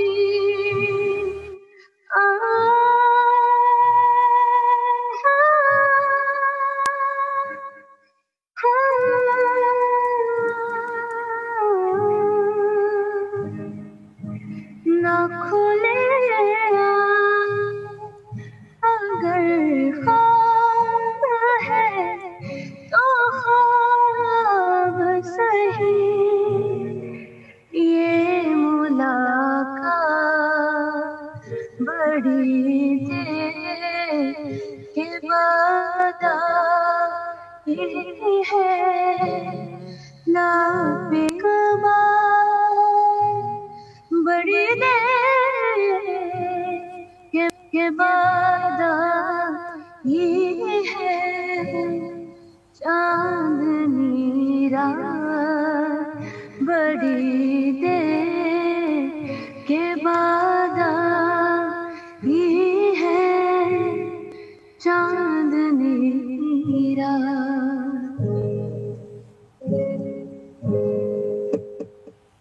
जबरदस्त। और नरगिस, सवेरे सवेरे चांदनी रात याद दिलाई आपने। मेरा ख्याल है यही वो वीडियो थी यही वो वीडियो थी जो कि अली सेठी साहब ने ट्वीट की थी, जिसके बाद या शेयर की थी, उसके बाद आपको फिर बहुत ज़्यादा मैसेजेस आना शुरू हो गए थे फ्रॉम पाकिस्तान, इंडिया, यूएई। पहला पाकिस्तान की तरफ। आपकी आवाज़ सही से आई नहीं, फिर से दोहरा दीजिए प्लीज। जी ये पहला था, मतलब पाकिस्तान की तरफ से पहला ठीक ठीक ठीक। और जहाँ जहाँ उर्दू बोली जाती है या हिंदी बोली जाती है, समझी जाती है, वहाँ वहाँ पर नरगिस की आवाज़ जो है ना वो पहुँच गई, ऐसा हुआ जी। ये जो आप इतने आजिज़ी के साथ में जो है ना वो बस अपनी तारीफ के ऊपर सिर्फ जी कह देती है, मुझे ये भी सुरीला लगा वैसे। नरगिस से क्यों ना कश्मीर के हालात पर भी बात करें, किरण, मकबूजा वादी की बात करें, श्रीनगर की बात हम कर रहे हैं। ज़रा श्रीनगर में आप इस वक्त मौजूद हैं। पिछला एक साल नरगिस थोड़ा शेयर अगर करें कि हालात वहाँ पर क्या रहे, क्योंकि ज़ाहिर है कुछ खबरें वहाँ से रिपोर्ट होती आई, कुछ खबरें रिपोर्ट नहीं होती आई। टेलीकम्युनिकेशन के मसाइल वहाँ पर रहे और मसाइल वहाँ पर रहे। थोड़ा सा शेयर कर सकती हैं हालात एक साल में क्या रहे और आज हालात कैसे हैं वहाँ पर? एक्चुअल तो पिछले अगस्त में जब हमारा डिस्कनेक्शन हुआ था, पूरा जी कम्युनिकेशन ब्लॉकेड हुआ था, जब ये आर्टिकल रिमूव हुआ था, तो बहुत लॉस में गए थे, बिकॉज सबका काम रुक गया। ठीक। चाहे एक छोटा सा स्टूडेंट से लेके कोई एम्प्लॉय है, चाहे कोई स्टूडेंट, कोई आर्टिस्ट था, सबका काम बैठ गया। बिकॉज आजकल के ज़माने में कम्युनिकेशन के बगैर किसी भी काम को इमेजिन करना बहुत मुश्किल है। मैं आपसे जुड़ पाई अभी कम्युनिकेशन की वजह से। अगर ये सब जरिए नहीं होते, मतलब तो पता नहीं, मतलब मैं बोलूँगी मेरी आवाज़ अगर अली ज़फ़र साहब तक पहुंची तो इन सब चीज़ों की वजह से। अगर अभी भी इंटरनेट नहीं होता तो पता नहीं कितने बरस मुझे लगते हैं उन तक पहुंचने में। तो हम बिल्कुल डिस्कनेक्ट हो गए पूरी दुनिया से उस टाइम पे। तो बहुत, मतलब मुझे लगता है हम बहुत पीछे चले गए। और अभी के हालात तो, अभी तो पहले से बेहतर हालात है, लेकिन अब कोविड का सीन चल रहा है अभी, तो फिर भी हमारे यहाँ भी 2G इंटरनेट है, तो बहुत मुश्किलें होती है बच्चों को पढ़ने में, बहुत दिक्कत होती है। राइट नरगिस, अगर मैं आपसे ये सवाल करूं कि ज़ाहिर है इस वक्त दुनिया आपको सुन रही है, दुनिया आपको देख रही है, और आप क्योंकि श्रीनगर से हमारे साथ मौजूद हैं, तो मैं चाहता हूं कि श्रीनगर का एक नौजवान क्या सोचता है, श्रीनगर का एक नौजवान क्या पैगाम देना चाहते हैं, यूथ का मैसेज क्या है पूरी दुनिया के लिए, क्योंकि जो हालात कश्मीरी बर्दाश्त कर रहे हैं वो हालात गैर मामूली हैं, वो हालात मुश्किल हैं। इन हालात को देखते हुए यूथ का मैसेज क्या है पूरी दुनिया के लिए? पूरी दुनिया के लिए मैं क्या मैसेज दूं? बस मुझे लगता है कि बस सुनी सुनाई बातों पे यकीन ना करें, खुद हालात को एक्सेस करें, और बस एक सोर्स पे रिलाई ना करें कि आप किसी भी, कोई भी सोर्स हो, चाहे कि आप जो आप वहां से सुन रहे हैं, जो भी आपके पास मैसेज आ रहे हैं, आप उस पे जाएं। नहीं, देयर आर मल्टीपल सोर्सेज, अभी आप हर साइड से एक्सेस करें कि हालात क्या है, खुद जज करें। चलिए, ये कहिएगा कि रियाज आप करती रहेंगी, प्रैक्टिस आप करती रहेंगी, अच्छे से अच्छा गाने की कोशिश करती रहेंगी, खुश रहिए, खुश रहिए। Thank you so very much. जी मेरा चाह रहा था, वाह बेल भी बज गई उसी वक्त। अच्छा म्यूजिक है ना ये। हमारे साथ थे اور گانا صرف میں ایک سن پائی شعیب. وقت ہوتا تو اور سن لیتے, کسی اور دن بٹھائیں گے اور گانے سنوائیں گے آپ کو بھی اور آپ کو بھی. ابھی بریک لیتے ہیں, واپس آتے ہیں. اسٹے ود اس.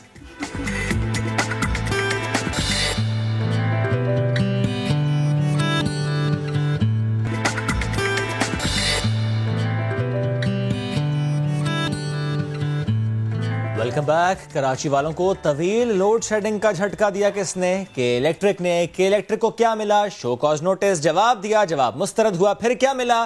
پھر انہیں ایک نوٹس ملا کہ بھیا 20 کروڑ روپے آپ کو دینا ہوں گے.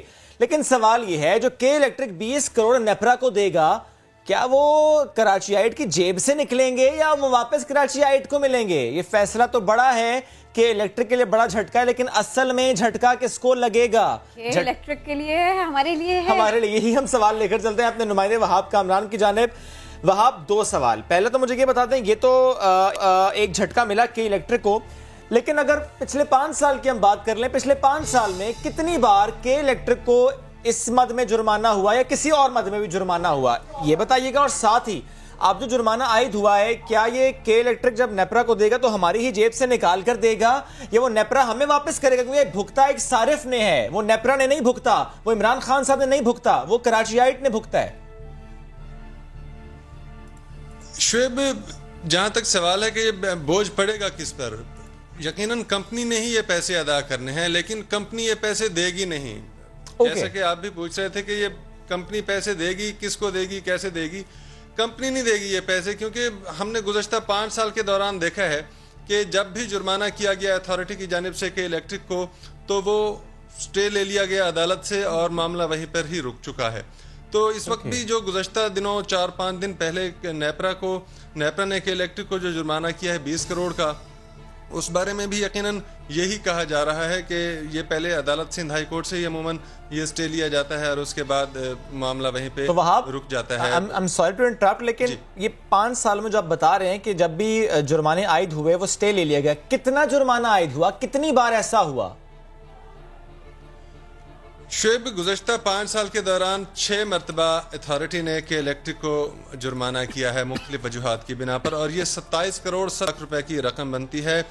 27 اگست 2020 کو 20 کروڑ کا جرمانہ کیا گیا. 10 دسمبر 2019 کو 5 کروڑ کا جرمانہ کیا گیا نیپرا کی جانب سے کہ الیکٹرک پر. 31 اکتوبر 2018 کو 20 لاکھ روپے جرمانہ ہوا کہ الیکٹرک پر. 27 ستمبر 2018 میں 2 مرتبہ جرمانہ ہوا, اور 27 ستمبر کو 50 لاکھ روپے کا جرمانہ کیا گیا. 24 مارچ 2016 کو 1 کروڑ روپے کا جرمانہ ہوا. اسی طرح 22 جنوری 2015 کو بھی 1 کروڑ روپے کا جرمانہ عائد کیا گیا کہ الیکٹرک پر نیپرا کی جانب سے. اور یہ جرمانے ہیٹ ویو, لوڈ شیڈنگ, ترسیلی نظام کی خرابی اور کرنٹ لگنے کے واقعات کی بنا پر نیپرا نے عائد کیے الیکٹرک پر. یہ جو کرنٹ لگنے کے معاملات ہیں, اس میں ایک تو یہ کہ ان کو جرمانہ بھی کیا گیا, دوسرے یہ کہ پھر کچھ ہوا بھی, آگے کچھ کام بھی ہوتا ہے اس سلسلے میں نظر آیا؟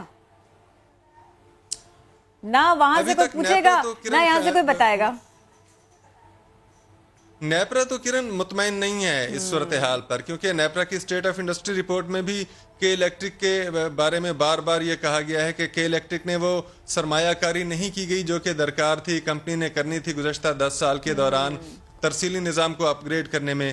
یہی وجہ ہے کہ بار بار جب بھی کراچی میں بارش ہوتی ہے تو کرنٹ لگنے کے, اس سال بھی گزشتہ دنوں جب بارشیں ہوئی کراچی میں تو کرنٹ لگنے کے واقعات پیش آئے, اور کہ الیکٹرک ہمیشہ یہی بہانہ بناتی ہے, جواز بناتی ہے کہ جو سیوریج سسٹم ہے وہ ٹھیک نہیں ہے, جس کی وجہ سے جو ہے وہ ترسیلی نظام, وہ بہانے اپنی جگہ. وہاب, 2 باتیں. ایک تو یہ, یعنی یہ کلیئر آپ بتا رہے ہیں کہ جب بھی جرمانہ ہوا, اگر اس مد میں ہوا ہے کہ کسی کی جان گئی کرنٹ لگنے سے, اور جو جرمانہ عائد ہوا کہ الیکٹرک نے وہ جرمانہ ان فیملیز کو نہیں دیا. اور دوسری بات یہ کہ جرمانہ عائد ہونے کی خبر کے بعد ایک خبر آتی ہے کہ بجلی مہنگی ہوگی.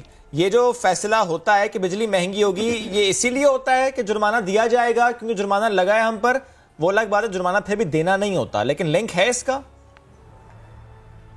نہیں شعیب, جرمانے کا ٹیرف سے تو کوئی لنک نہیں ہے. جرمانہ الگ ایک سبجیکٹ ہے جو کہ نیپرا ایکٹ کے تحت عائد کیا جاتا ہے مختلف کمپنیوں پر, جیسا کہ ابھی کہ الیکٹرک کا ہم ذکر کر رہے ہیں. تاہم جہاں تک آپ کمپنسیشن کی بات کر رہے ہیں تو یہ 20 کروڑ روپے یا 5 کروڑ یا جتنا بھی جرمانہ ہے یہ ان متاثرین کو نہیں دیا جاتا, یہ نیپرا قومی خزانے میں جمع کرایا جاتا ہے اور کمپنی نے ڈائریکٹ نیپرا کو ہی یہ جرمانہ جمع کرانا ہوتا ہے. نہیں تو متاثرین کو کچھ نہیں ملا وہاب، کیونکہ یہ تو طے ہوا تھا ان متاثرین کو کہ الیکٹرک پیسے دے گا، لیکن نہیں دیا گیا. جہاں تک ہماری معلومات ہیں شعیب نہیں دیا گیا. ٹھیک ہے وہاب ساتھ رہیے گا، وہاب ساتھ رہیے گا. ہم بات کریں کہ الیکٹرک کی، اور ہمیں جوائن کریں سابق نائب چیئرمین نیپرا فضل اللہ قریشی صاحب بھی، ان سے بھی ہم اس سے متعلق بات کریں گے. کرن آپ کچھ ایڈ کرنا چاہ رہی ہیں؟ میں یہ چاہ رہی تھی کہ ہم کر سکتے ہیں فضل اللہ صاحب سے بات کر سکتے ہیں، ہمارے ساتھ ہیں وہ. سر السلام علیکم، کیسے ہیں آپ؟ آواز نہیں آ رہی بیٹا آپ کی. فضل اللہ صاحب ابھی آواز آ رہی ہے آپ کو؟ جی جی سر یہ فرمائیے گا، دو معاملات ہیں. ایک تو یہ کہ اگر آپ ہمیں تھوڑا سا سمجھا سکیں کہ یہ کراچی میں بجلی اس قدر مہنگی کیوں، تھوڑا ہمیں یہ سمجھائیں. دوسرے یہ کہ اگر ایک صارف کو یہ پتہ چلے کہ نیپرا بھی مطمئن نہیں ہے کہ الیکٹرک سے، تو پھر اس سلسلے میں آگے کیا ہو سکتا ہے، یہ بھی سمجھائیے سر. دیکھیں یہ کہ یہ جو مہنگی سارے ملک میں مہنگی ہے، کراچی میں کچھ چیزیں مہنگی ہیں، کچھ سستی ہیں، کیونکہ ٹیرف مختلف چیزوں پہ ہوتا ہے. کمرشل الگ ہوتا ہے، انڈسٹریل الگ ہوتا ہے، ڈومیسٹک الگ ہوتا ہے.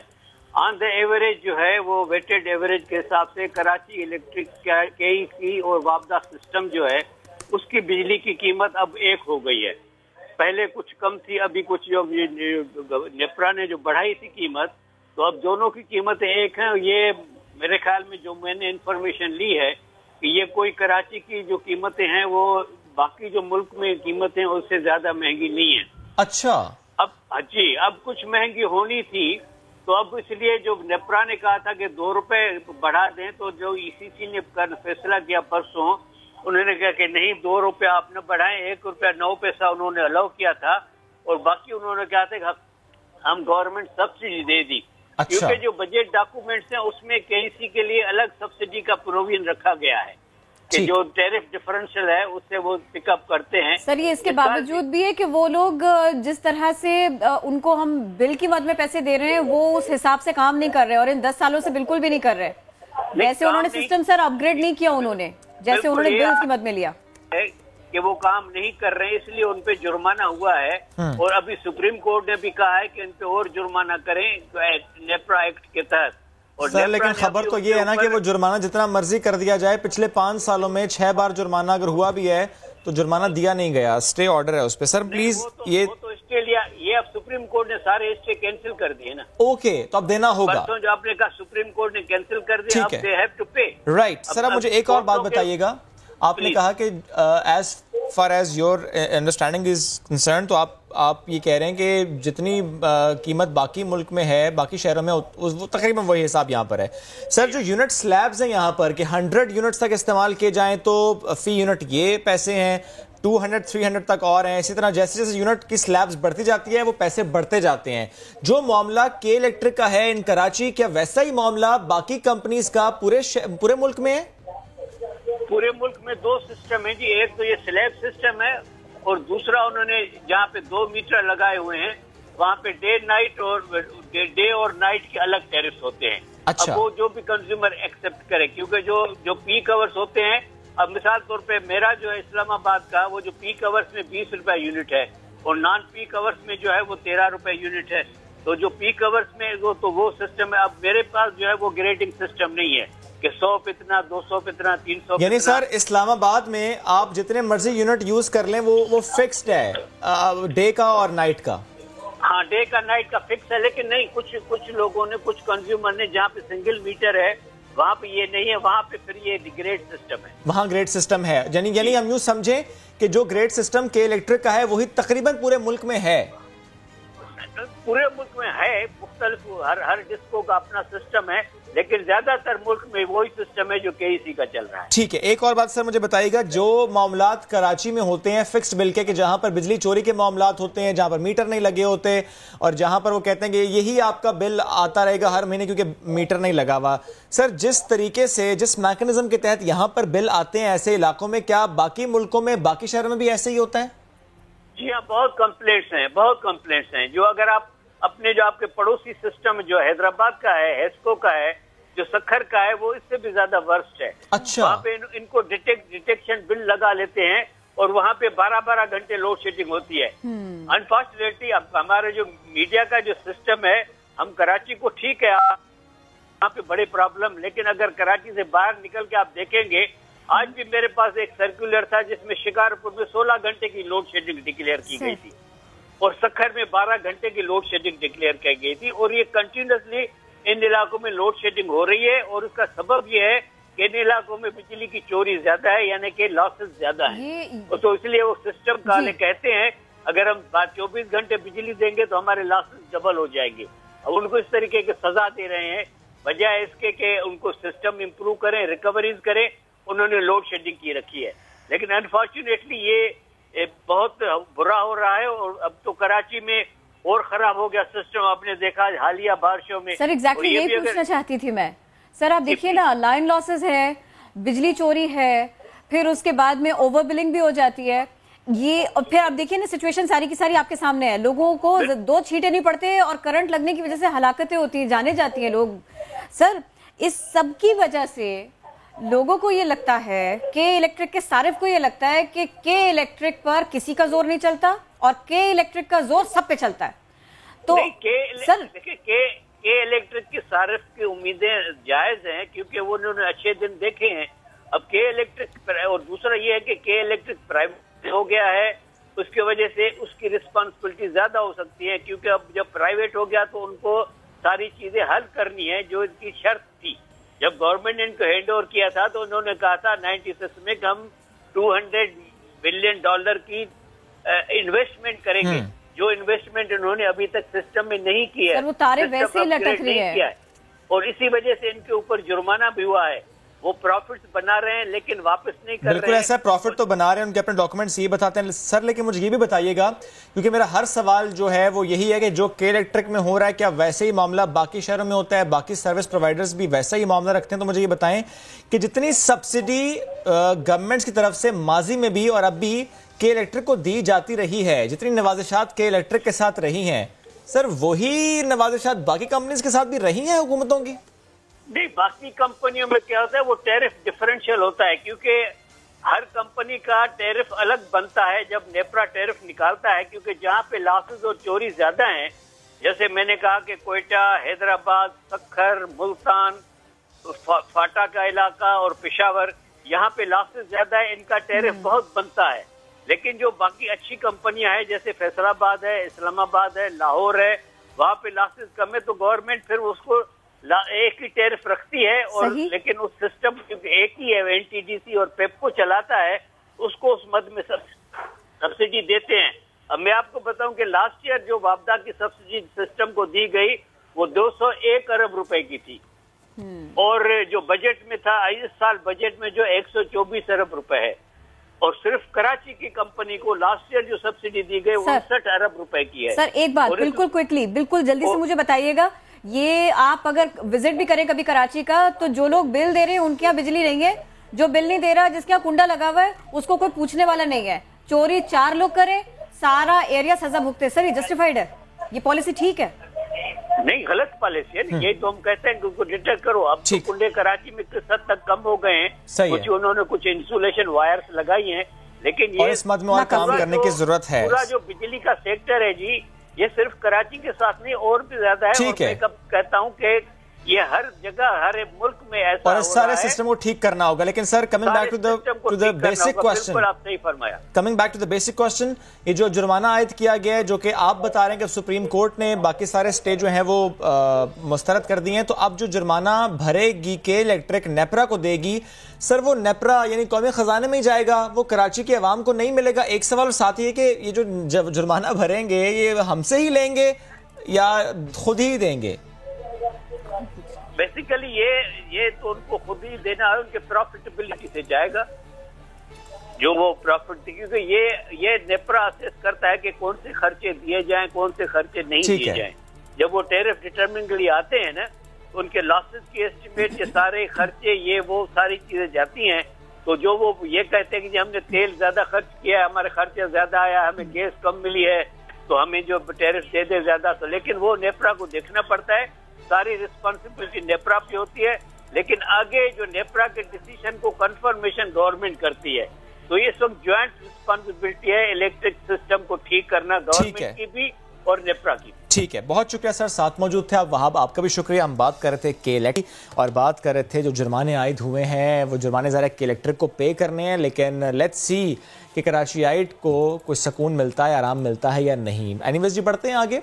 आपको बताएंगे गफलत लापरवाही की इंतहा, ऐसी कहानी आज हमारे सामने है। हब डैम के स्पिलवेज से पानी का अखराज हो रहा है और लोग वहां पर स्विमिंग कर रहे हैं। लोग समझ रहे हैं कि स्विमिंग पूल है उनके लिए, हालांकि दिस इज डेंजरस। लसबेला के शहरों ने गफलत का मुजाहरा किया और डैम में नहाने के लिए बड़ी तादाद में पहुंच गए।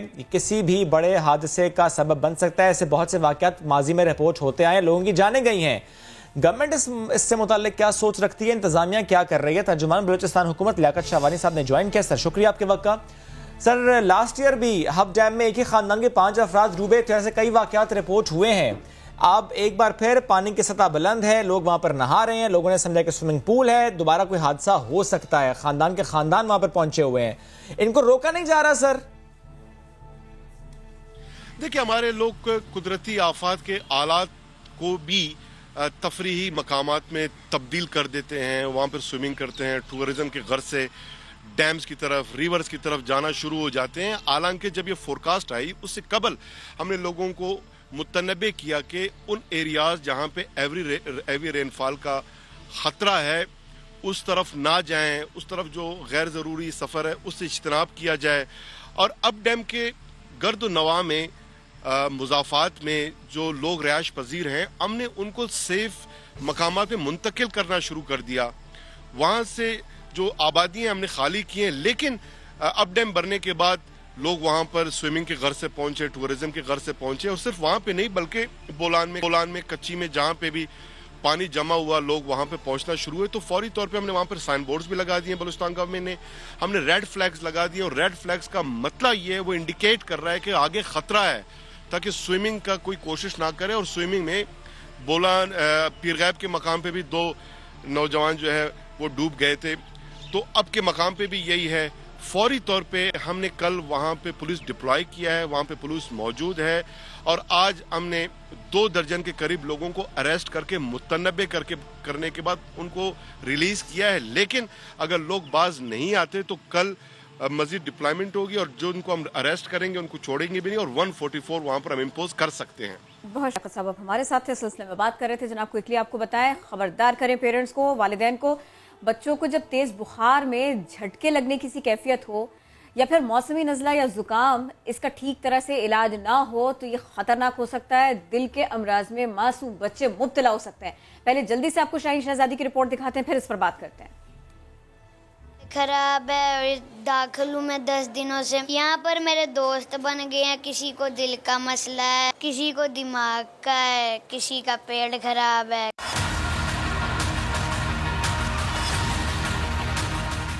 फैसलाबाद में बच्चों की बड़ी इलाज का चिल्ड्रन अस्पताल, जहां पर आजकल अमराज दिल के मरीजों की तादाद में मुसलसल इजाफा हो रहा है। डॉक्टर्स के मुताबिक मौसमी नज़ला ज़ुकाम भी बच्चों में दिल के अमराज का सबब बन सकता है और बरसात के मौसम में इसका खतरा बढ़ जाता है।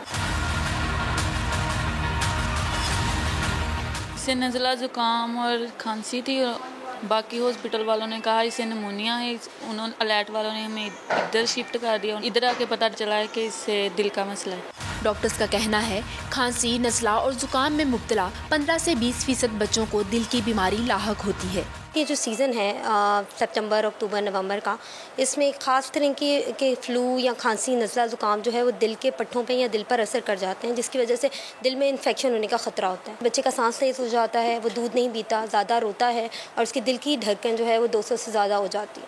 उसमें हम सिर्फ नमूनिया ट्रीट नहीं कर सकते, उसमें हमें उसके दिल की मुनासबत से भी उसको मुताबिक में देखना पड़ता है, उसके मुताबिक दवाई शुरू करवानी पड़ती है। चिल्ड्रन अस्पताल में एंजियोग्राफी समेत 6000 से ज़ायद दिल के मरीज बच्चे अब तक लाए जा चुके हैं। कैमरामैन हाफिज अवैस के साथ शाहीन शहजादी, समा, फैसलाबाद। इसी सिलसिले में बात करेंगे माहिर अमराज़ क़ल्ब डॉक्टर उस्मान रशीद हमको ज्वाइन कर रहे हैं। अस्सलाम वालेकुम डॉक्टर साहब, ये बताइए, ये तो बड़ा परेशान कर देने वाली बात है। पेरेंट्स को कितना अलर्ट रहना पड़ेगा, बच्चों के सिम्टम्स क्या क्या हो सकते हैं, पहले जरा जल्दी से ये बताइए। جی السلام علیکم. میں یہ کہنا چاہ رہا ہوں کہ جو موسم کی آج کل نزلہ زکام وائرل انفیکشنز ہوتی ہیں، اس میں جو نارمل جیسے یہ 3 منتھ ہیں ہمارے پاس، سپٹمبر، اکتوبر اور نومبر، ان میں ہمارے پاس جو دل کی انفیکشن کے چانسز ہیں وائرل انفیکشن کی وجہ سے وہ بڑھ جاتے ہیں. اس لیے کوئی بھی بچہ جس کا سانس زیادہ خراب ہوتا ہے اور اس کی ساتھ میں دل کی دھڑکن تیز ہوتی ہے، پیرنٹس کو اس کے لیے بارے میں کنسرن ہونا چاہیے اور ان کو چاہیے کہ وہ قریبی کسی بھی بچوں کے دل کے ڈاکٹر کو دکھائیں تاکہ یہ چیز ارلی پک ہو جائے، اور یہ اگر ارلی پک اس کا علاج بالکل ممکن ہے. سر تھوڑا سا اسے ایکسپلین کیجیے گا، کیونکہ یہ تو بڑا کامن ہے آج کل، تقریباً ہر بچے کو جب موسم چینج ہوتا ہے یہ نزلہ زکام تو ہوتا ہے، ایک کھانسی تو ہوتی ہے، بخار تیز ہو جاتا ہے، ہر دوسرے تیسرے بچے کو فٹس بھی پڑتے ہیں. تو ایسے میں کیا ہر پیرنٹ کو چاہیے کہ اس موسم کے بعد جس میں اس کے بچے کو وائرل انفیکشن ہوا ہو، نزلہ زکام ہوا، وہ اس سیزن کے بعد چیک کروائے کہ ہارٹ متاثر تو نہیں ہوا؟ نہیں، ایسا نہیں ہے. اس پہ یہ ہوتا ہے کہ جو بچے نارملی نزلہ زکام موسم کے ساتھ آتے ہیں ان میں فلو ہوتا ہے، بخار ہوتا ہے اور چیزیں بالکل ٹھیک ہو جاتی ہیں. لیکن وہ بچے جن میں یہ چیز انوالو ہوتی ہے، لائک ان کی انفیکشن دل پہ جاتی ہے، تو وہ کبھی نارمل بچوں کی طرح صرف بخار اور اس طرح کی چیزوں کے ساتھ ٹھیک نہیں ہوتے. وہ جب ان کو نزلہ زکام ہوتا ہے تو ان کا سانس ڈسپرپورشنیٹ خراب ہوتا ہے، لائک جتنا نارمل ایک بچے کا نزلہ زکام سے اس سے زیادہ سانس خراب ہوتا ہے. اور دوسری جو سب سے بڑی پک ہوتی ہے چیز وہ یہ ہوتی ہے کہ ان میں جو دل کی دھڑکن ہے وہ بہت بڑھ جاتی ہے. تو یہ ایسے نہیں کہ آپ کو نزلہ زکام ہو گیا، آپ ٹھیک ہو گئے اور بعد میں پتہ لگا 2 مہینے کے بعد کہ جی آپ کا دل متاثر ہو گیا، بلکہ یہ جب ہوتا ہے نارملی ہمارے پاس ڈیٹا کے مطابق 7 سے 9% بچوں میں یہ چیزیں ہوتی ہیں. لیکن یہ جو وائرل سیزن ہے لائک یہ 3 منتھ، ان میں یہ ریشو ڈبل ہو جاتی ہے. اس لیے جو بچے سمپل نزلہ زکام کے لیے ان کو تو کوئی ایسی پریشان ہونے کی ضرورت نہیں ہے. لیکن جس کو نزلہ زکام کے بعد مطلب اگلے 2-3 دنوں میں سانس بہت زیادہ خراب ہو رہا ہے اور ان کی دل کی دھڑکن تیز ہو رہی ہے، ان کو رجوع کرنے کی ضرورت ہے. ڈاکٹر صاحب پلیز ہمارے ساتھ رہیے گا، 1-2 اور امپورٹنٹ کویشچنز ہیں وہ بھی آپ سے پوچھنے، لیکن ایک خبر آئی ہے تو میں ذرا جلدی سے ناظرین کو سما کے ناظرین کو دے دوں. احتساب عدالت نے لاہور نے نواز شریف کے ناقابل ضمانت وارنٹ گرفتاری جاری کر دیے. اسی سارے معاملے کے اوپر کوشش کریں گے اپنے رپورٹر سے بھی بات کر سکیں. احتساب عدالت لاہور، یہاں پر غیر قانونی پلاٹ الاٹمنٹ کا کیس تھا. جی عدالت نے نواز شریف کے ناقابل ضمانت وارنٹ گرفتاری اسی سلسلے میں کیے جاری. وزارت خارجہ کو پاکستانی ہائی کمیشن کے ذریعے وارنٹ کی تعمیل کروانے کا حکم دیا گیا ہے. اس وارنٹ کے بارے میں ان کو بتائیں، ان کو نوٹس پہنچائیں، انہیں یہ سارا معاملہ بتائیں تاکہ وہ پاکستان واپس آئیں اور اس سلسلے میں بات بھی ہو سکے. جناب ہمارے رپورٹر ہم کو جوائن کر چکے شاہد حسین، بڑی خبر ہے یہ. جی آج یہ جو پلاٹ الاٹمنٹ ریفرنس تھا اس کا کیس کی سماعت ہوئی ہے اور اس میں جو مرکزی ملزم ہیں ان کے جوڈیشل ریمانڈ میں توسیع ہوئی. لیکن جو کہ شریک ملزم تھے میاں نواز شریف جو اس وقت کے وزیر اعلیٰ تھے، ان کے بارے میں بتایا گیا کہ ان کے جو وارنٹ ہیں وہ ان کی یہاں پر جو بھی رہائش گاہ ہیں ادھر ان کی تعمیل کرائی گئی ہے. لیکن پتہ یہی چلا ہے کہ وہ بیرون ملک ہیں. تصدیقی رپورٹ بھی پیش کی گئی جو تعمیلی تھا اس کی جانب سے، جس پر عدالت نے اب ان کے ناقابل ضمانت وارنٹ گرفتاری جاری کر دیے ہیں اور ساتھ ہی ساتھ کہا ہے کہ لندن میں جو ہائی کمیشن ہے اس کے ذریعے اب یہ جو ناقابل ضمانت وارنٹ گرفتاری ہیں ان کی تعمیل کرائی جائے. شکریہ شاہد، آپ نے اپڈیٹ کیا. اور اس سے پہلے ہم بات کر رہے تھے کہ موسمی نزلہ زکام کھانسی جو بچوں کو زیادہ ہوتی ہے موسم چینج ہوتے ہی، اس کی وجہ سے کچھ بچے ایسے ہیں جن کا دل متاثر ہوتا ہے، یہ انفیکشن ان کے دل کو متاثر کرتا ہے. ڈاکٹر عثمان ہمارے ساتھ موجود تھے، انہیں سے ہم بات کرتے ہیں. ڈاکٹر صاحب پلیز یہ بتائیے گا، ایک تو یہ کہ خاص ایج بریکٹ ہے بچوں کی جن کے حوالے سے یہ سٹڈی ہے یا آبزرویشن ہے کہ وہ زیادہ متاثر ہوتے ہیں، اور دوسرا یہ کہ یہ ایزیلی لوکیٹ ہو جاتا ہے صرف اور صرف ایک سمٹم اگر ہم دیکھیں گے ٹھیک ہونے کے بعد سانس اگر پھول رہا ہے تو چیک کرا لیا جائے. جی بالکل. ایک تو جو ایج گروپ جس کو ہم ٹارگٹ کرتے ہیں وہ یوزلی وہ بچے ہوتے ہیں جو کہ 2 سال سے نیچے ہوتے ہیں، کیونکہ یہی بچے ہوتے ہیں جو کہ زیادہ پرون ہوتے ہیں نزلہ زکام کے لیے، اپنے بڑے بہن بھائیوں سے وہ کیچ کرتے ہیں. دوسرا یہ جو آپ نے پوچھا کہ جی ان میں صرف تیز سانس ہی اکیلا کافی ہے، اس میں یہ ہوتا ہے کہ ایک بچہ جس کا سانس آپ کو لگ رہا ہے کہ وہ ڈسپرپورشنیٹلی رائز ہو رہا ہے اور وہ ٹھیک نہیں ہو رہا، تو اس میں سمپل سا آپ ایک ٹیسٹ ہے، آپ چیسٹ ایکس رے کرواتے ہیں. اگر آپ کو اس میں تھوڑا سا بھی شبہ ہوتا ہے کہ دل کا سائز بڑا ہوا ہے تو اس کو ارجنٹ ضرورت ہے، کیونکہ جتنی جلدی آپ اس کو سر کسی بچے کو نمونیا ہوا اتنا ہی اچھا ہے. سر کسی بچے کو نمونیا ہوا اور بعد میں پتہ چلا کہ یہ تو دل کا مسئلہ تھا، ابھی ہم نے رپورٹ میں بھی یہی دکھایا تھا. سر نمونیا جیسی کنڈیشن ہو शुक्र अल्हम्दुलिल्लाह। निमोनिया जैसी कंडीशन हो और फिर उसके बाद में ये जो टेस्ट आप बता रहे हैं ये भी साथ में करवाना पड़े सर, ये थोड़ा सा इसको समझाइएगा। जी, अगर डेफिनेटली जब भी आप कराते हैं एक्सरे तो उसमें आप उसी पे डायग्नोज करते होते हैं क्लिनिकली के अलावा कि बच्चे को निमोनिया है। और अगर ये है कि आपने एक्सरे कराया है और उसमें आपको थोड़ा सा भी शुबा है कि आपके दिल का साइज़ थोड़ा सा बढ़ रहा है तो उसके लिए आपको ज़रूरी बच्चों के दिल को डॉक्टर को दिखाना चाहिए या किसी ऐसी फैसिलिटी में जाना चाहिए जैसे चिल्ड्रन हॉस्पिटल फैसलाबाद है, फैसलाबाद के लोगों के लिए, जहाँ के आपके दिल का शोबा मौजूद है। उस पर यह है कि आप जब हम एकोकार्डियोग्राफी करके देखते हैं और उस पर कंफर्म हो जाता है। और अर्ली पिक वो जिस तरह मैंने बताया बात करेंगे, बहुत इंपॉर्टेंट है इसके ऊपर बात करना, इसीलिए हमने आज इस टॉपिक को इंक्लूड भी किया। बेहद शुक्रिया, आपने हमको वक्त दिया। बड़ा जल्दी से पढ़ते, मैं तो छोटे बच्चों की खांसी नज़ले जुकाम की बात कर रही थी, यहाँ शोएब ने छींकना और खांसना शुरू कर दिया। टिश्यू हाथ में रखा, अगर आप छींकें तो टिश्यू का इस्तेमाल करेंगे, ऐसे कर लें, ये बहुत जरूरी है। एहतियात कीजिए, बाहर निकले तो मास्क लगा के जाइए। अपना बहुत सा ख्याल रखिए, मुलाकात करेंगे कल, तब तक के लिए अल्लाह हाफिज।